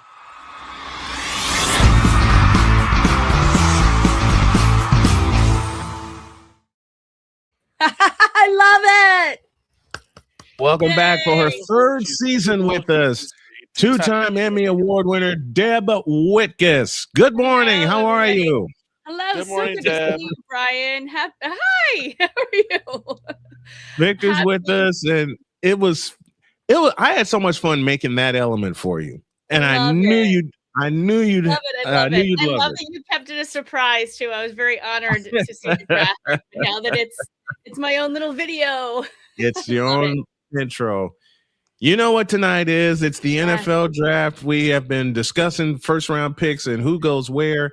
And I only do a mock draft on the air. In fact, we do. It's now tradition. We do two versions of it. We do a hilarious version with all the crazy picks, and we got the real version that we have today. So you being the Eagles aficionado, where do the Eagles strike first? You know what? I haven't even thought about the Eagles. That's hysterical. I actually more so I'm covering the Rams, and I'm literally going to be with McVay and Les Snead today. So I'm like so Rams focused at the moment. I have not even thought about the Eagles, to be honest. So where do the Rams strike? I mean, they're going to go. I think they're going to go wide receiver. I think that's going to be the number 13 pick that they have in the first draft. I'm going Lemon for them. He's a big yards after catch guy. I think he's a perfect fit for McVay. Hometown. Yeah, I can't speak. It's early this morning, and I'm excited. Hometown kid, USC. McVay loves his wide receivers. Loves all of his players, but let's be honest. But Devontae getting a little older, Nakua just coming out of rehab. By the way, Puka was at the beginning of OTAs on Monday. Saw him there. That's good. He was in good spirits. That's good. We're so excited to have him back in the building and feeling good. Very good. Very good. Yeah, last year the Rams went with a tight end. They took Terrence Ferguson last year first, but I think they're going wide receiver this year.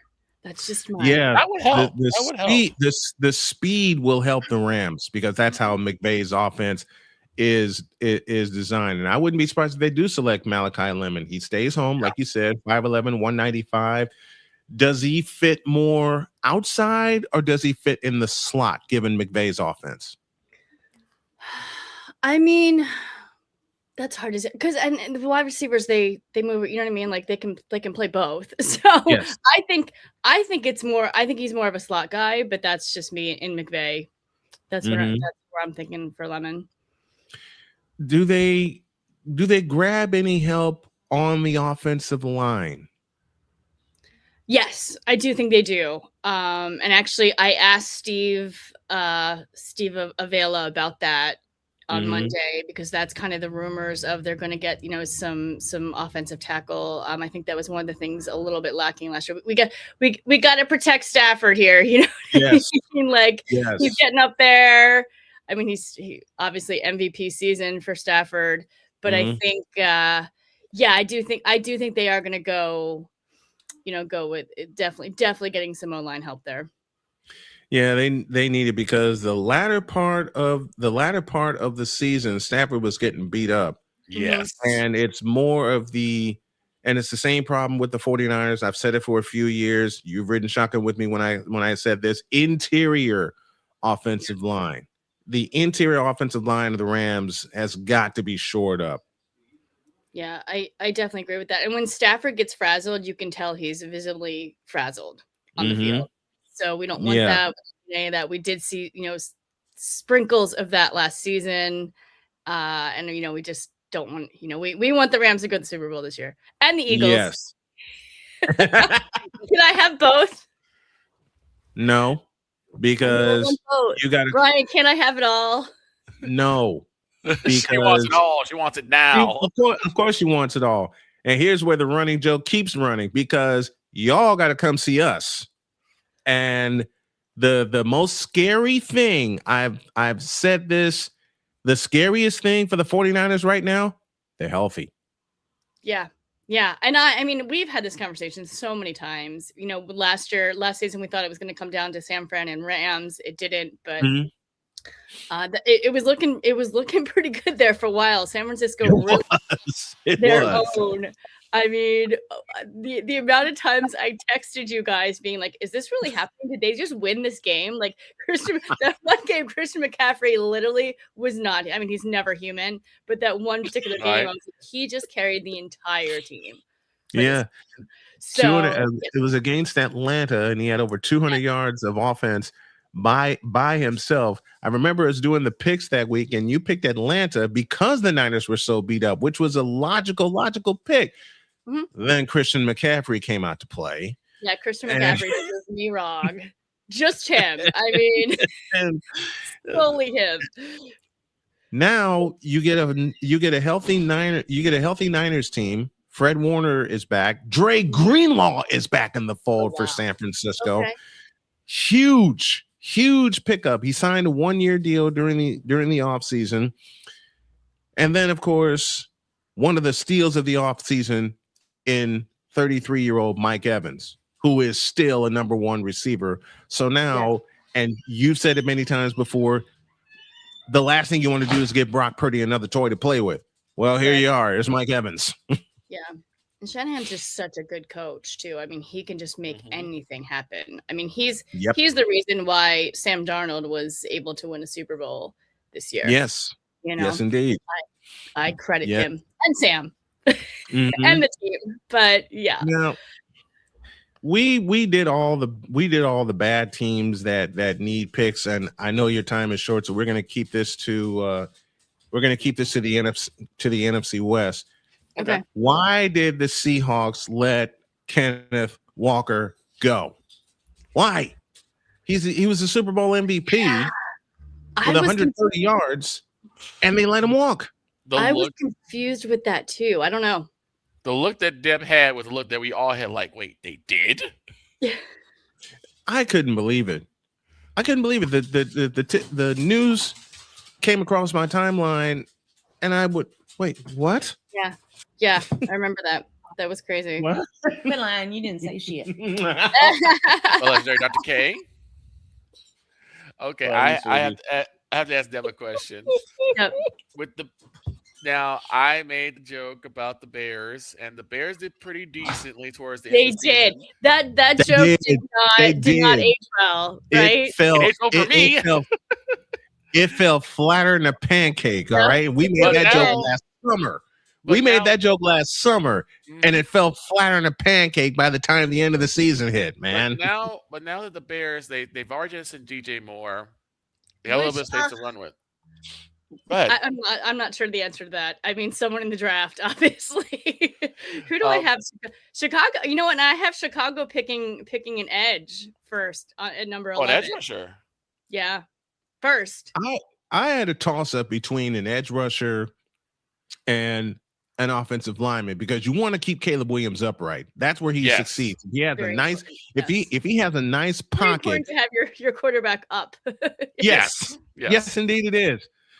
If he has a nice pocket, then he can operate, and he doesn't get happy feet so fast. You know. So I had them picking an offensive line. Who did you have the Bears picking?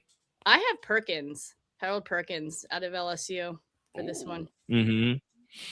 That's a good one. So you Yeah, shore up that Chicago's building the defense around speed. So I think he's a hybrid weapon. Yeah. If he's still there at 11, he might go before. That's a big thing. And the Giants get 2 picks in the first 10 picks. Well, and everybody is talking about that number 10 pick, right? And the Giants have done well in the last couple drafts. Yeah. You know, I think the Eagles usually win the draft, let's be honest. But the Giants are kind of right behind them. But I think they're going to go with a safety in that pick. I think they're going to go with Caleb Downs from Ohio State. That's that's just such a luxury extra pick. And we talked about the fact that the Giants need to shore up their secondary because sometimes they get blown over the top. So that having a safety would definitely help them out. That's how they got beat after they beat Philadelphia in the Meadowlands. How did the Giants get beat the rest of the season? Throw over the top of them. So they definitely need some help in the secondary. Well, and they also lost their quarterback and Scatterboo too. And they lost their two main pieces. Bad. I felt so bad. 3 if you count Neighbors. They lost True. Dart, That they is lost true. Neighbors, and they I lost forgot that. Scatterboo. So they lost their triple threat. Yep. I feel so bad when they So lost Scatterboo because I really like how he plays. I Yeah. love Scatterboo. I love So how much. Camp Everybody Scatterboo does. runs. Yeah. And just the visual of him going down and the look on his face, and he knew it right away, and that was He heartbreaking. did. He And do it. Dart, to be honest, dude, that look of Mhm. Dart knew it too, and just that couple seconds there was heartbreaking to So watch. I gotta ask, who makes the bonehead pick? on the draft? Last year was the Steelers. Um, And I called that too because we covered the draft last year, here on the channel and here on the station. And before they could even pick something, I opened my mouth and I said the Steelers are going to mess this up. What happened? They messed it up. right. I mean, I don't know. I'm thinking everyone's thinking the Cardinals are going to trade down, but I don't know. We'll see. I think You they're just going- answered my long question about the Cardinals. Would do they trade down? You just answered my long question about the Cardinals. Man, what are all right? I will ask this question the same way you asked it to me when we texted each other recently. What the hell are they doing? Well, and I don't think they know. but to that point, that was before Mike LaFleur took over, and I love Mike. Obviously, covered him in the Rams. So True. I mean, the entire system is different. I know he stepped in there. I saw him at Combine. He was, talking about different changes he's making for this season, and I'm hopeful. Jacoby Brissett is their quarterback, right? Yes. Okay, that's because I think they should have went Garoppolo personally, but Yeah. Garoppolo might be retiring. That's the rumor now. Either that or he's going to the Rams. McVay did say, they'll welcome him back with open arms. McVay loves Garoppolo, but I thought Garoppolo was going with LaFleur for sure, but that didn't happen. So, and I'm on the inside, but not that on the inside. Do I know why? No. Right. And you got teams sitting at home on the first night of the draft. One being the one in the household of Snowman, being the Indianapolis Colts. Now they have a day to kind of think about what they're going to do. Where do you think they go? I will tell you, there are so many positions that the Colts need filled. In the edge rusher, they need some help in the secondary, and they need a wide receiver because Pittman's gone now. I know Droid had selected him earlier, but if they go receiver, do not be surprised. Oh man, you know what? I let me change that. I think the Colts go with Blake Miller out of Clemson, tackle. They need offensive line help bad because Quentin Nelson took a beating the second half of the year. Yep. They lost 2 starting offensive linemen to injuries. So I think beginning the second round, the Colts start building with the offensive line, and you can get a receiver third or fourth round and put him and put him in that offense real quick with Shane Steichen and company. But the offensive line is where I'm looking at with the Colts second round and on. Sounds good. I have a question. Okay. Go ahead. Obviously, the Raiders are going to go with Mendoza, right? That's yep. Raiders. I feel like they already had like a party. I don't know. I saw that somewhere. It was like Raiders party with the Fernando Mendoza, and like he's not even on the team yet. But yep. My question is, do you think they put in Cousins first and let him learn behind him, or do they go no? Honestly, I think they will. I think I don't. Here's why. It's the exact same thing that happened with the Falcons, almost step for step. Mac, like a huge contract to Kirk Cousins. Then you draft a quarterback supposed to be your quarterback for the future. You have them sit behind Kirk Cousins until he eventually and unfortunately he'll get injured, inevitably get injured. Yeah, I agree with it. That's great logic. I can see it. I can see it happening. But there's a part of me. There's a part of me that thinks Mendoza should get the keys right now. I think he should, but I know they're gonna try and do it the old-fashioned way of letting Kirk because Kirk is a good teacher. He's a good teacher. He is. So he is. He's gonna be the guy who's gonna like take the front of it, have Mendoza be under the learning tree. And like I said, unfortunately, we know that Kirk will inevitably get hurt. I don't want that, but we know that that's what happens. Nor do I. So then after he gets hurt, Mendoza takes over. Yeah. I want to look at Atlanta real quick before we get out of here, because they have not one but two lefty quarterbacks. Michael Penix and of course Tua Tagovailoa. And Tua. How do you explain this situation? Yeah. What are the Falcons gonna do with Tua? What? He's sitting. I will. Tua's definitely sitting. Tua is not moving. I'm not sure. Kirk Cousins, Tua. I'm not sure they made the right decision. There was a lateral move. It was a lateral move. That's exactly what it was. I do say when the whole Jared Goff, Matthew Stafford thing went down years ago, I had the same thought. I was like, I feel like that was a lateral move, and not so much. But not so much. No. Yeah. Not so much. It took a long time though. I don't know. It did. I feel like it's a lateral move.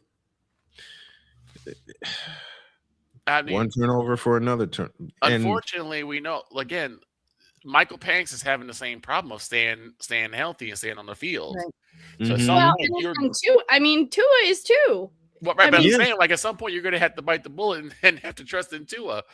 Right. I mean, we were talking about this earlier with the Chiefs. Like, they still have to go through at least week 1, but they may have to do other weeks with of all people, Justin Fields. Right. That's going to be a mayhem and a half. That scares me. All right, we got to go, and I know Deb has to go. So, Deb, thank you so much. We love you. Thanks for stopping by. I'm looking forward to a third season with you. Thank you so much. Yes. I'll see you guys soon. Happy draft. Happy draft. Thank you.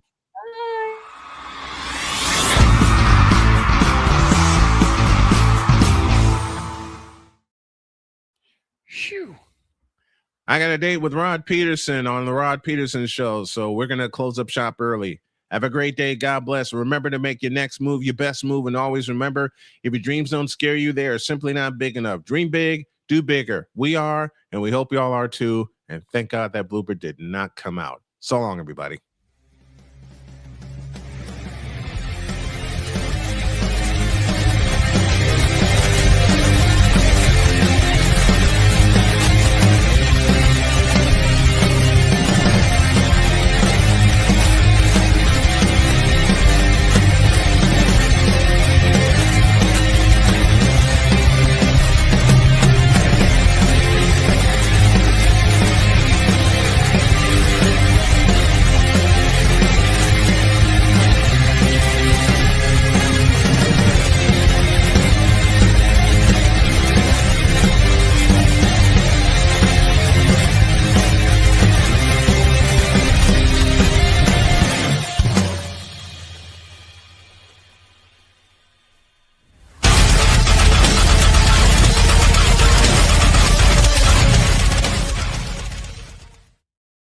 Come join us one and all later on tonight for the 2026 NFL Draft. You'll see me, you'll see Snowman, you might see some others as we laugh along.